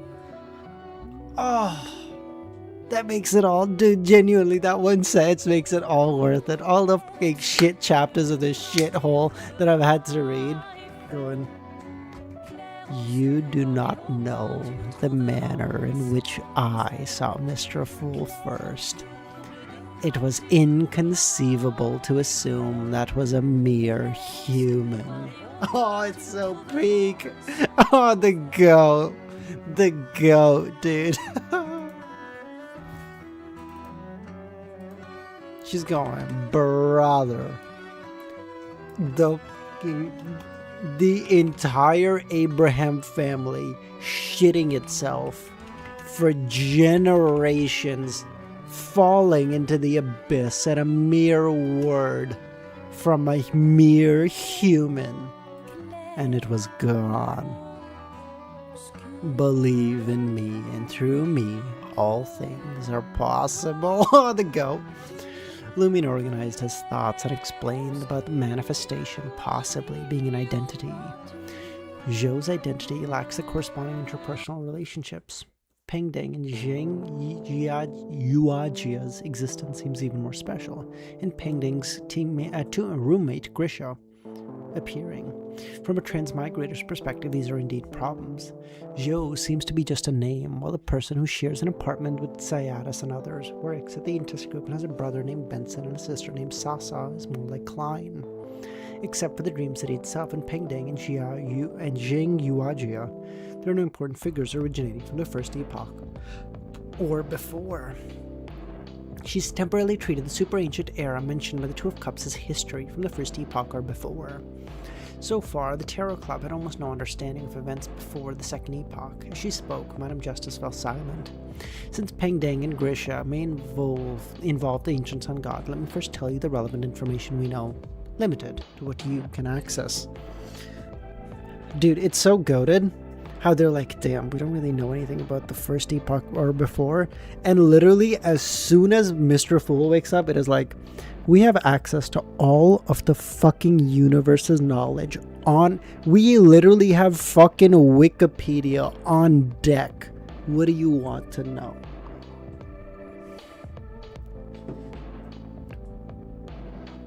At this moment, Jenna sensed the activity in the living room and came down from the second floor. She looked around and found a place to sit down and joined Lumion in listening to Madam Magician talk about the matters related to the ancient sun god. I have told you before that the source of all powers can be traced to the original creator. The original creator created this world and at some point disintegrated. Jesus Christ, I cannot pronounce it. And at some point disintegrated, splitting into the characteristics of different pathways. Well, it may have been the terrifying impact of his disintegration that completely destroyed the super ancient civilization where Mr. Fool and the Two of Cups lived, with only some humans surviving, ushering in the first epoch, or the Chaos Epoch.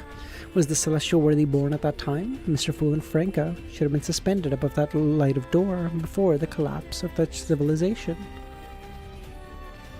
Based on the knowledge we possess, the final creator simultaneously had tendencies towards separation and convergence. Before he disintegrated, there should have already been a split in his personality, or his nature.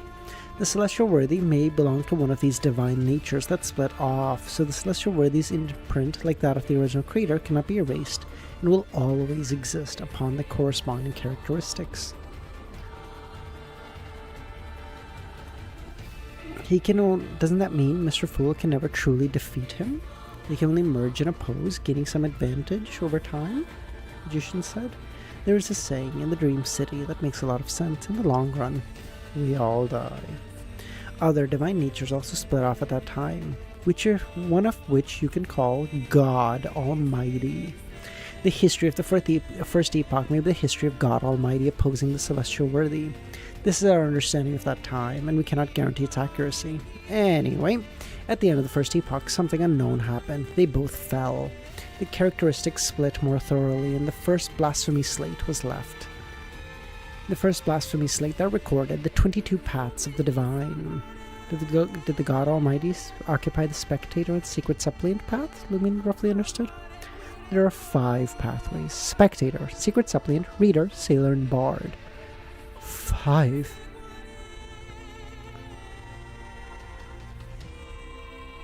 It wasn't Lumion or Jenna who marveled, but Madam Justice.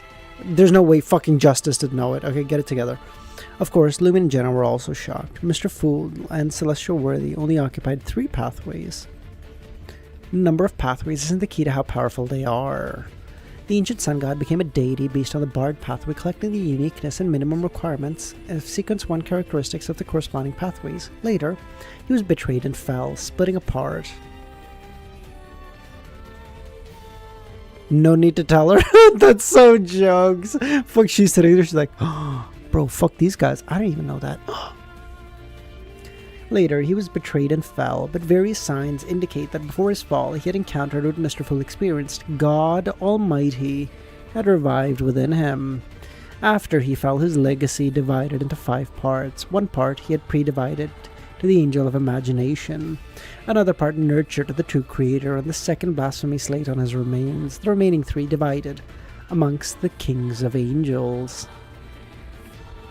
She didn't say what happened to those kings of angels, but they could roughly guess. A few years later, that Angel of Imagination became a god and obtained, well, I don't know if it was the second or first blasphemy slate. Anyway, he used it to go to the Forsaken Land of the Gods and merge with the true creator. Roughly how things are. I cannot guarantee the accuracy of specific items.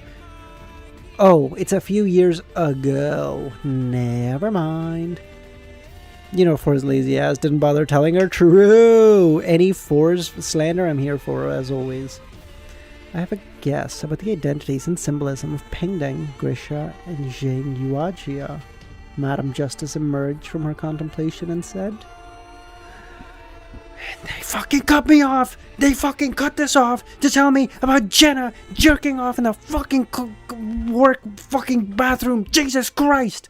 God! Cuttlefish! Get it together!" In the Dream City, inside a coffee shop. Oh, I'm fucking sorry. After handing Ludwig over to Franca, Anthony used the pretext of continuing their previous consultation to arrange a meeting with Peng Dang, prepared to rent an unfurnished apartment and pay a renovation deposit. After all, Zhou Sasha would arrive in Yangdu the day after, and they may not even have a chance to spend the remaining money they had. Seeing Peng put the black laptop backpack down and sit across from him, Anthony smiled and greeted. I have a friend who knows Zhou. I heard you're Zhou's friend. Anthony wasn't worried that this would trigger an obvious change, that it was a common negotiation tactic to get a better price. After placing his phone to his right, Peng raised his head. Yes, not only am I his friend, but I'm also other people's childhood friend. Childhood friend of others? Why emphasize this? Whose friend beside? Anthony's mind tensed. I'm sorry, I spoke too early. I thought it was gonna be Jenna's bum ass.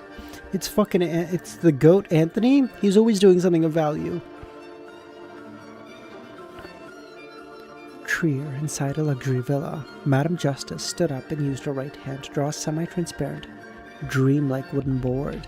Peng Dang once made the Four of Swords have hallucinations due to his own fear, causing him to leave the dream actively. Madame Justice said, while Peng's photo in this sentence materialized virtually and stick to the wooden board. Next, she outlined Grisha's portrait. This is Peng's roommate, who appeared to the emergency center that night. This is Nei Zhen, Peng's girlfriend.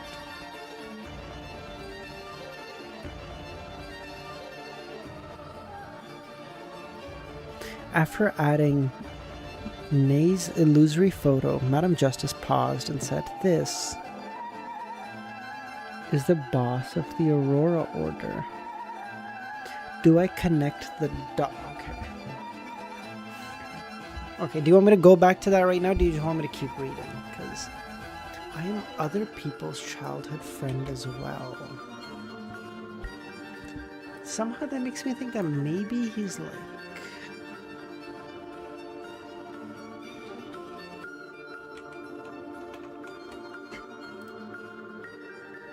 You can try to guess it beforehand. Think about it real carefully.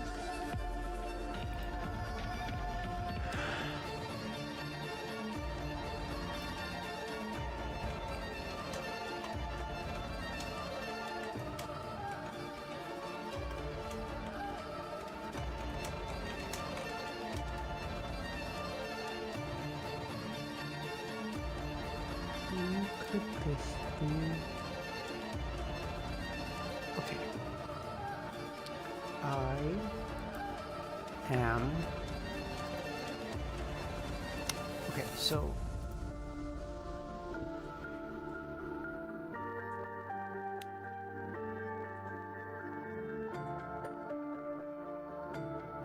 I don't know why. I don't know why I want to go to This Is a Mon. I know it can't be, but that's my...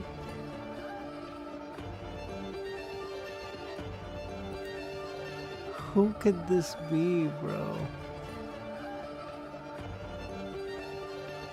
I know it can't be a Mon, but I don't know, the way this is written just makes me go, it's a Mon fucking around,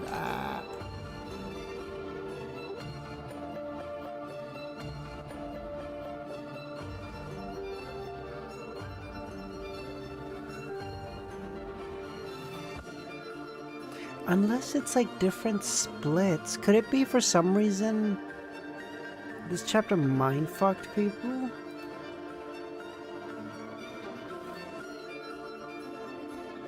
I don't know. Unless it's like a split. Could it be that one of them is the ancient sun god and like one of them is like Adam? Does that make any sense?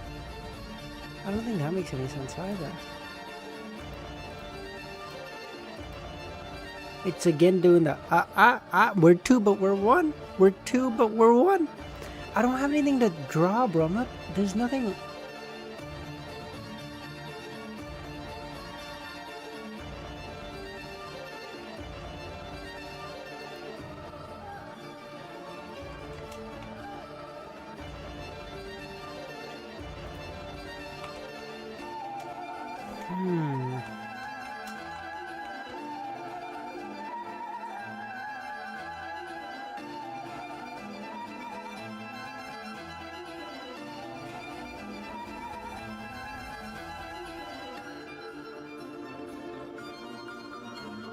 Hold on. Hold on, hold on, hold on.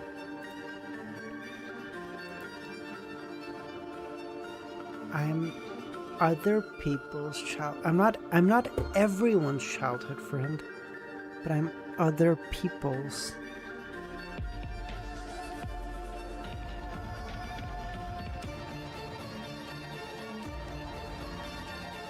I have one more thing.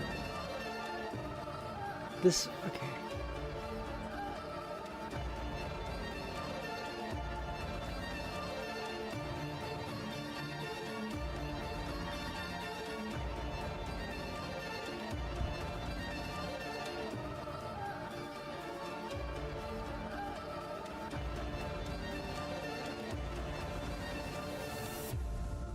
Is it the original creator saying like, I'm the childhood friend of every Beyonder, basically?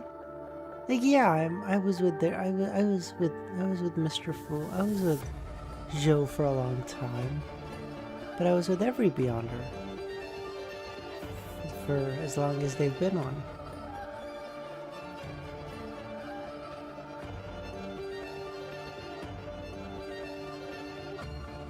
Original creator would have a bigger impact? Maybe, but that's the last. I don't have anything else. If it's not that, then I'm wrong. Then I missed it. I don't know. I'm sorry. Because in my mind that tracks, but it's. I also understand. I'm stretching it a little bit to say like, oh well, I'm every Beyonder's childhood friend. It's also a stretch. I get it. Trier. Hold on. Would you like to know if you were hot or cold? Nah. Okay, don't tell me if I'm hot or cold, but will I get the answer relatively soon? Oh, I'll get the reveal right now? Yeah, then don't tell me. Don't worry about it. Okay. Then don't tell me. It's fine.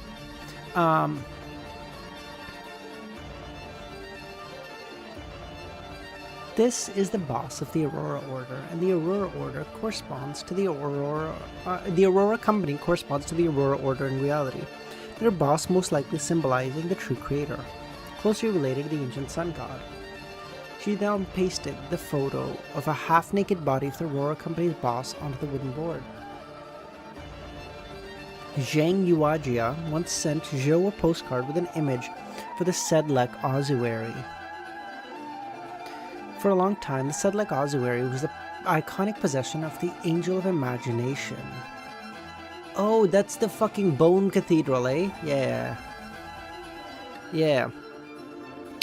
Ossuary, yeah, that's the place where you keep bones, yeah.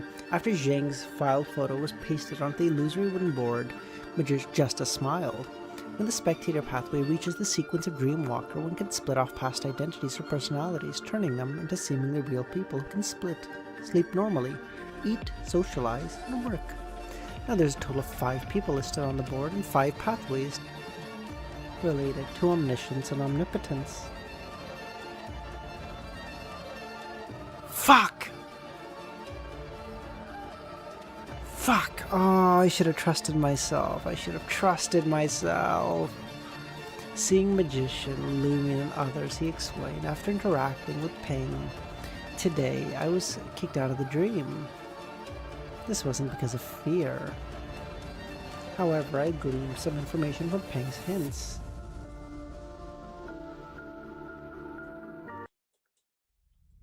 Seeing everyone turn his eyes to him, Anthony paused.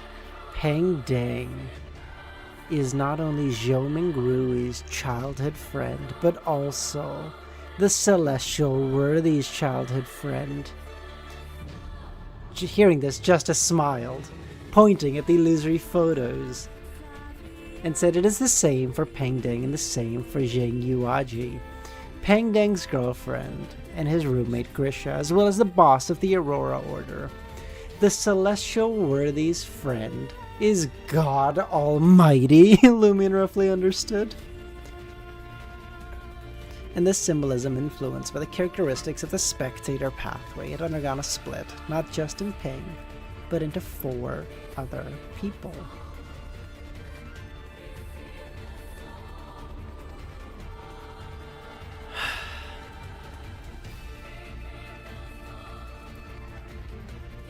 One of the people who least wants the celestial worthy to resurrect may be that God Almighty, which is why he arranged to guide you to discover the psychological traumas in the hospital.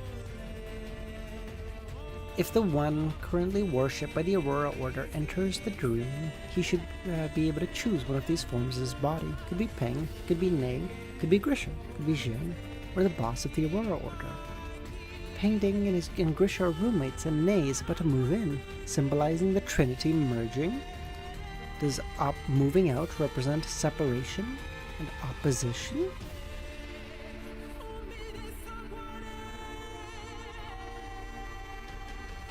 No one could answer the question, as it involved matters too high a level. If the symbolic meaning of being roommates and moving out really is this, can we assume that one of Peng Ding, Grisha, and Nei Zhen is currently being worshipped by the Aurora Order if he has entered the Dream City? We can preliminarily assume so, but he may not randomly use one of the three forms of Peng, Grisha, and Nei. The first time we observed Peng, the car broke down, and we happened to meet that person from the Church of Steam, who helped us, and we took the opportunity to establish a connection. A coincidence manufactured by Peng? Did he want us to get help from him? Lumi didn't mention Stiano. It was fine to say in the dream. After all, they were WeChat friends, but in the real world, even an incomplete divine name could bring consequences. Should be, Justice pondered. Did God Almighty arrange for Franca and me to suddenly enter the dream area of Mushu Hospital to let us grasp intel, discover overlooked details, and thus interpret the symbols, finding the correct direction to weaken the Celestial Worthy and awaken Mr. Fool? Is Franca becoming a demoness of despair and quickly digesting half the potion in advance payment? But this contradicts the motives of the one currently being worshipped by the Aurora Order. We speculated that he would prefer to maintain a balance until he achieves his goals, only then allowing Mr. Fool to awaken. Lumina turned to Anthony. Tell us in detail how you were kicked out. After Peng hinted that he was also childhood friends of others, we didn't delve into the details of this aspect, talking about the renovation, agreeing to find a time to view the house in person, sign the contracts, and then I left the cafe. As soon as I was out of Peng's sight, I felt like I was being kicked out and rapidly turning into a marionette. I calmed myself, eliminating the fear, but still couldn't shake off that state. I could only resist. I could only stop resisting and leave the dream. In other words, Peng is closely watched by the dream's subconscious. If he is one of the God Almighty's dream forms, he would indeed have to be treated this way. Only he is worthy of such treatment. So Peng doesn't meet Joe at night, nor has he made any other attempts. There's a reasonable explanation for his renting of the magic mirror. The birth of that mirror is suspected to be related to the God Almighty. Similarly, there's enough reason now for why the Dream Store was willing to rent it to him. I love how even Evernight is like, I don't want the smoke, bro. I don't want the smoke. Take the mirror. Take it. No problem.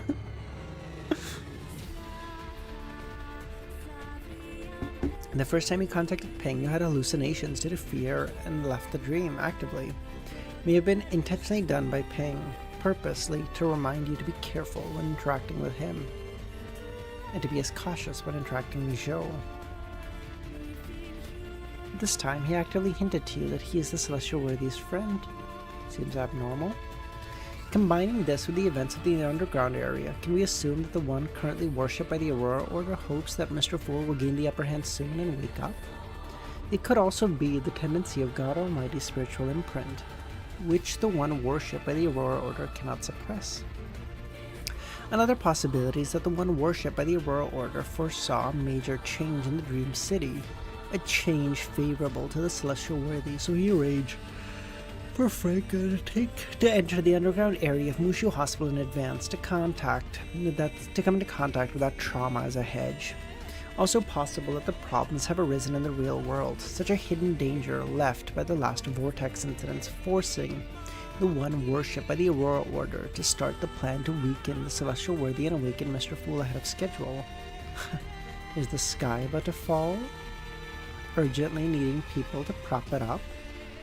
Hidden dangers, Magician guessed. Regardless of which possibility, things have become urgent.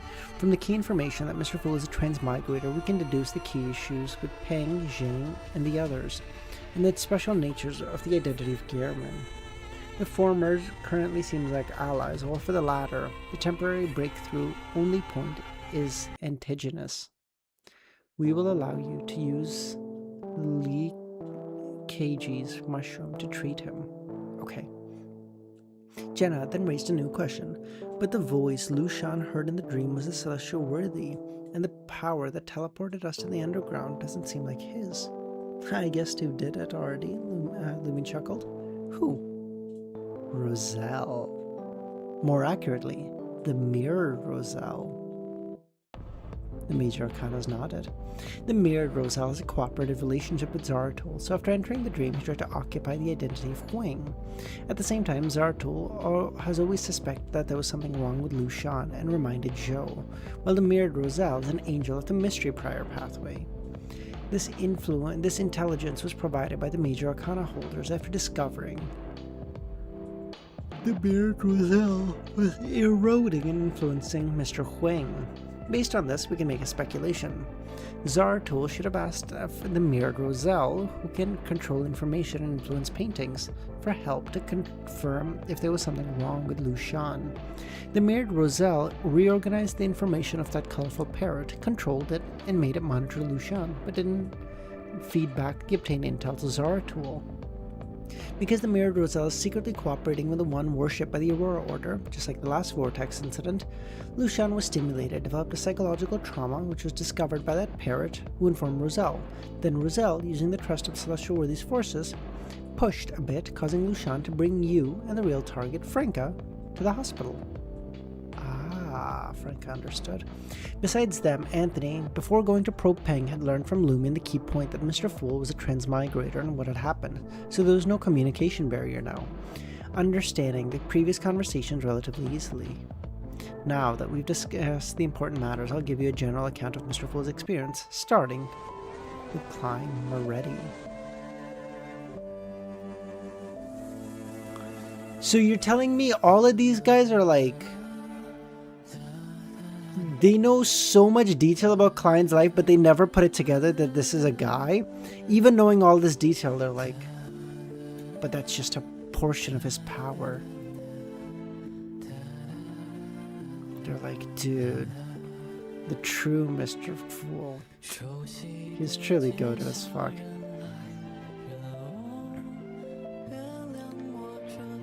The relevant events had already been mentioned in the previous documents, but not enough detail. This time, Justice spoke as if she had seen and heard it all herself, starting from the indigenous family notes, continuing all the way to the end of the Tingen story.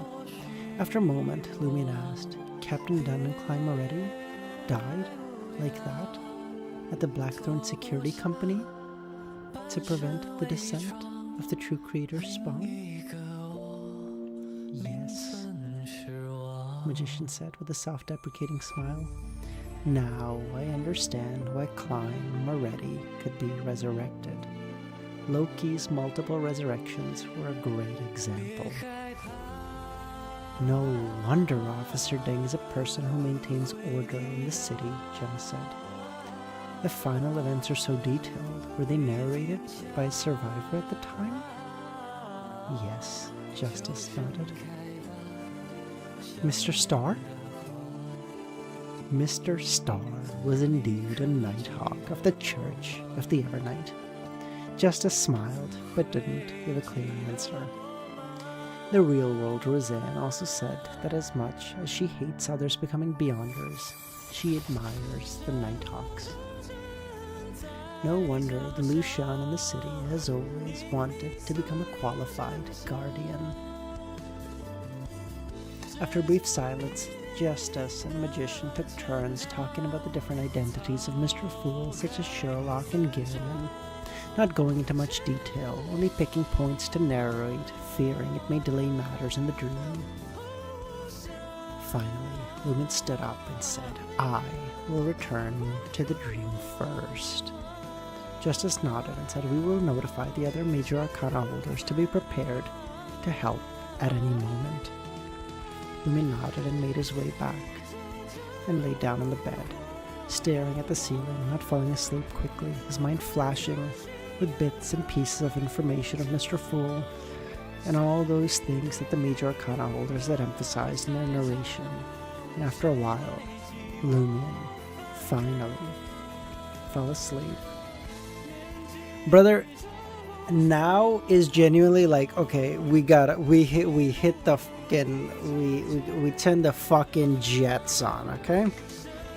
Mr. Fool, I appreciate all that you have done for us, but we need a new round of favors. We need you to come save humanity once again. Intis Group, Admin Department. Zhou Mingrui walked in, casually scanning the room before saying to Lushan, "It's really hot this year. School has started and still no sign of cooling down." He glanced around and asked, "Lufu didn't come today?" He had been planning to approach her to ask her why she appeared in the underground of the hospital last night, but it was almost an hour into the workday and still hadn't shown up. "She's going to resign." Lushan looked around and hushed. "Hasn't she been working here for less than a month? Resigning before even the probation period?" She was somewhat surprised, but also kind of understood. For a person as mysterious as her, working at a company was definitely not for the salary, but for something else. Once that purpose was achieved, or if she felt she couldn't complete it, she would resign without hesitation. Yeah, something's going on at home, or who would give up such a job? Lushan spoke sincerely. She has already submitted her letter and will come tomorrow to go through the procedure. Her resignation made Lushan feel that herself probably wouldn't be fired in the short term. "She'll come tomorrow?" Zhou nodded. He could foresee it, her resignation wouldn't go smoothly.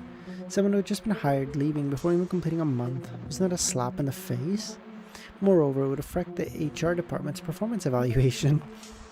Zhou, bro, can you imagine some fucking poor guy in the fucking HR department's cursing Franca, going, "This fucking bitch, I'm not getting my fucking bonus. I didn't even want you, bro. She told fucking Roselle's daughter told me to hire you, bro. This is so fucked." Zhou then turned to Lushan and asked, "How's she doing? Why'd she go to the hospital last night?" He spoke with a tone of concern for a colleague. "She's doing fine. She hasn't fully recovered, though." Without receiving any instruction, Lushan didn't dare reveal too much. "Slacking time's over, and I'm back to work," Zhou said politely. "Bye-bye," Lu waved. Zhou turned around and walked to the exit of the admin department. Her resignation had made him more acutely aware of the undercurrents lurking. This colleague seemed to have joined the company for him. She hadn't even fully familiarized herself with the admin department affairs, yet had already had 2 meals with him, made some hints, and mysteriously appeared in the underground of the hospital. Did last night's events cause her to resign? What exactly is hidden in the underground of the hospital, and why did Lufu and Lushan go there? What did they encounter? Are there mystical methods now being used in the workplace competition? Amidst his lampooning, bro, 1,012 chapters in, finally got 1 lampooning. Let's go. Let's go! To be honest, HR probably deserves it. Probably.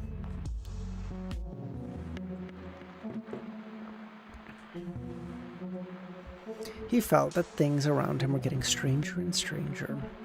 Lufu and Lushan clearly showed goodwill and provided him hints, so why don't they just tell him the truth? What the fuck is going on? We could be completely open and honest and discuss things together. Even if I wouldn't believe everything, I wouldn't ignore it. I'd remember the key points and verify them. If they don't explain it, how the hell can I help? Are we filming a drama here? Is there a reason they only hint at things instead of speaking directly? Is something preventing them from speaking? Listen, I'm not gonna lie to you. Maybe this would be dumb. I'd just be like, at this point, I'd be like, yo, you trust me, right? Like, listen, not all the way, but like, you kind of trust me. All right, I'm about to give up my life for this. Okay, I'm about to get kicked out of the dream real hard as soon as I'm done. But watch this, okay? So you are a guy named Mr. Fool. Imagine you get fucking zoinked out of here, okay? You get tossed into medieval England. The whole plague bullshit, you know, the fucking great smog, crazy shit, okay? You then can enter this fucking giant gray castle above the clouds. You then get superpowers. fucking brother, I know how it sounds. Just stay with me, okay? And we just go through all fucking 8 volumes together, and we go, okay, now that we finished the mail and you're gonna leave, I'm gonna get fucking yeeted into oblivion, okay? Yeah, but hopefully you wake up now. Chop chop. Okay, don't say that's why they didn't send you, okay? Listen, that's 3 lives. I'd be willing to risk 1 on that. I'd be willing to risk the first one on that. I'd be like, yo, let's just throw a fucking Hail Mary. What happens?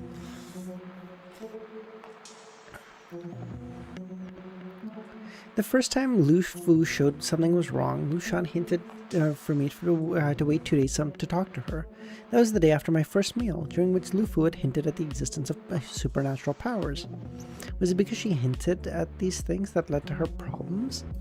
Zhou returned to his workstation and sat down, staring at the scene in front of him, considering how to determine if someone was monitoring, and if so, how to avoid it. How to meet with Lu Fu and Lu Shan discreetly, and how to communicate in a safe environment. Celestial Birthday would give you 3 for 1. No. I would say at worst he would give me a 2 for 1. In the admin department, Lu Shan picked up her phone and sent her apartment to the true hidden blade. Zhou Mingrui came to ask about you. He is not unfazed by last night's events, just waiting for the right opportunity to inquire. In the parking lot below the tech building, Franca read the WeChat message. She had planned to take Ludwig and wait outside the film company, ready to help cover immediately if Dreamscape Jenna made some mistakes. But after some consideration, decided to come near the company instead. Jenna was professionally trained, with acting skills no worse than the real Jenna. She had also inherited Jenna's memories of applying to the company and signing the contract, and her own dream to be a good actress. So far, there shouldn't be any problems. Moreover, the company had a good boss who managed things quite strictly, and the internal atmosphere was quite good. As long as Jenna didn't go to the film crew for auditions, she was unlikely to encounter the casting couch. Of course, even if she did, Franca wasn't worried that Jenna would accept. More than that, she was concerned that Jenna may overreact, use excessive self-defense, and get arrested by the police. Comparatively, Lu Shan's situation was less dangerous. The forces that caused last night's incident had clearly targeted Lu Shan, and if one attempt had failed, there would be another.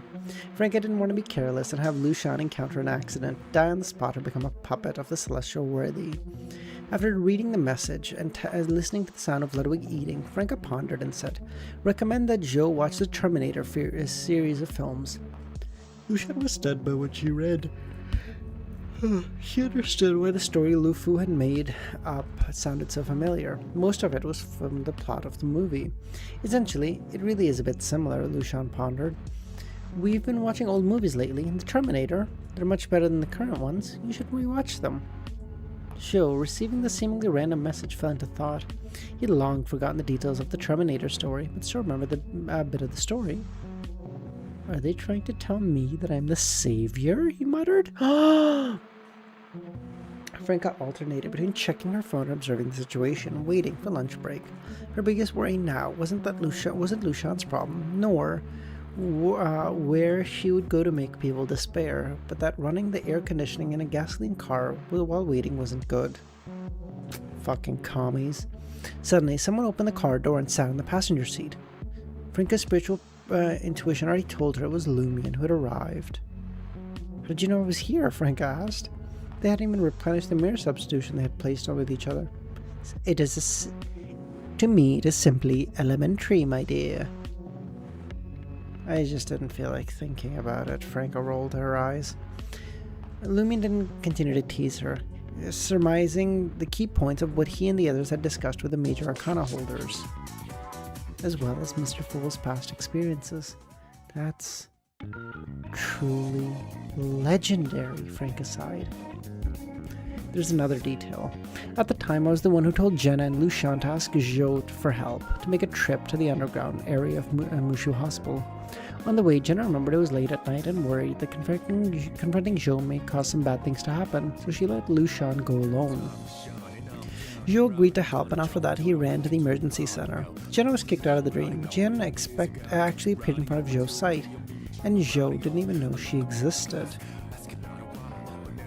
Does Seer Pathway increase in stat? Of course it does. Not Like, no, it does pretty pretty exponentially, but yeah. But yeah, Klein is just goated like that also. The celestial worthy's gaze can lock onto indirect reminders.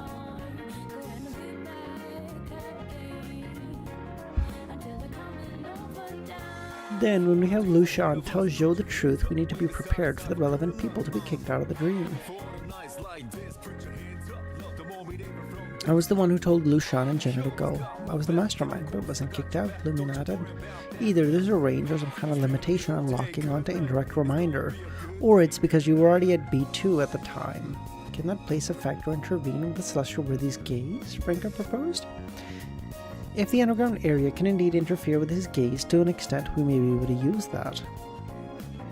This was a collection of details that may be useful or have no effect at all, but without collecting them, there was no chance to know.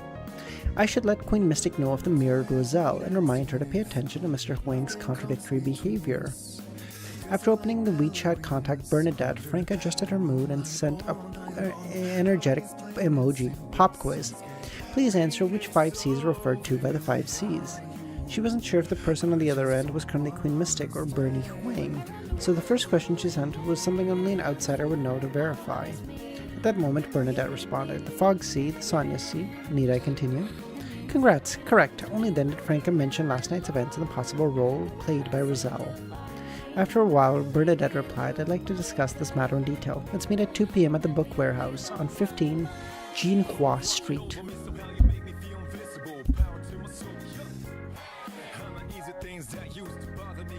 Oh, boys.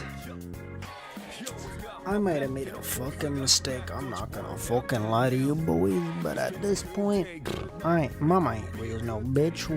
We're doing this shit, alright. For you to talk to me, I wanna hear all the good and bad, the new stories you had.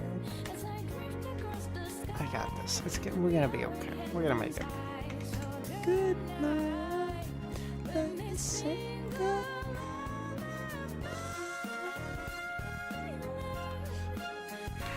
Singing, baby.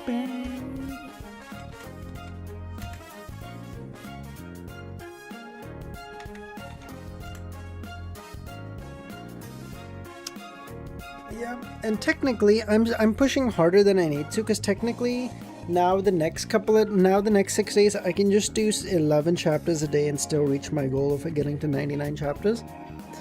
But at this point, fuck it, who even gives a shit? Let's just do an even 12, and that way, once I'm done the next 6 days, I'll be at that, and that'll put me at 10, 13. That'll put me at. What are we at? What would that put me at? Like,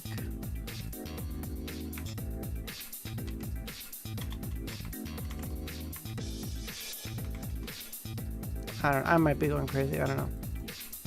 1179. That'll put me at 94 chapters. Listen.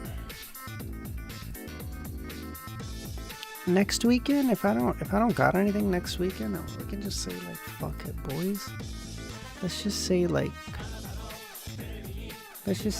next weekend we can say, you know what, boys? We're gonna read fucking 40 chapters and just get this fucking book done with by next weekend. I don't know if that's doable, really. Like, I just don't know if that's feasible mathematically. But I feel like if we could just be like, Mom, Dad, you know what? Take the fucking kids. You guys go out for the day. I'm about to stream for 9 hours straight, okay? I just need someone to give me like 5 gift days midway through so I can just DoorDash some food and then we're laughing. So I can just push through for 8 hours straight. We're laughing. Unaware, get over here. That's at the beginning of the volume 7. Let's go, huge. Alright, yeah. Alright, boys. Day 1 complete. I promised 7. Day 1 complete. We're down 1 way. And now the rest of the day should be easier. Because today I actually had to do work. And then I had people watching me. Tomorrow and Wednesday, you skipped all my messages. Fuck you, Kami. I read like almost all of them. tomorrow and Wednesday, I'm only working for a half day.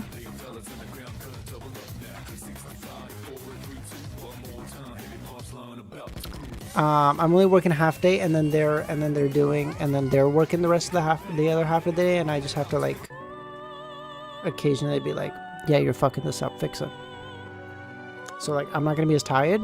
If you guys would be up for it, I can stream way earlier tomorrow, like, or the rest of the week if you guys want. Like, I can stream right after work because I'm not gonna be talking as much. So like, normally I need a couple hours after work to just be like, listen, I've been talking fucking meetings and shit all day. I don't want to talk.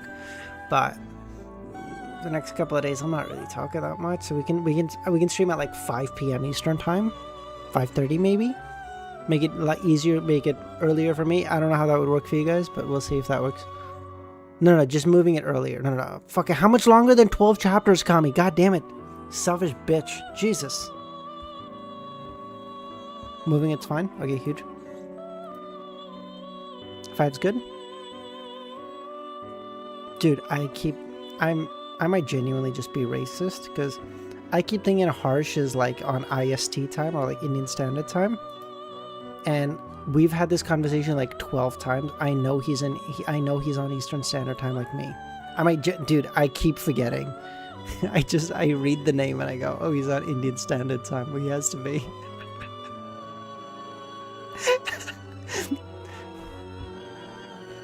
I'm sorry.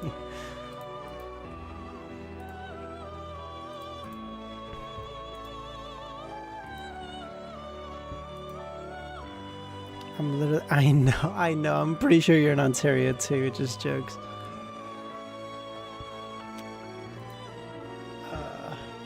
Meme and koi artwork, what do you got? Oh, peak, hold on, that's a peak. This is hilarious.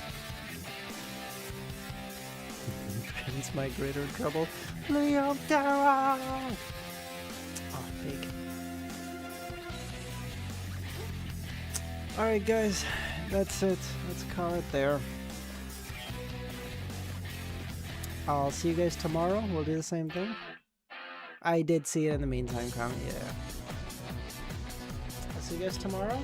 Maybe we can just do earliest stream for the rest of the week. Go from there.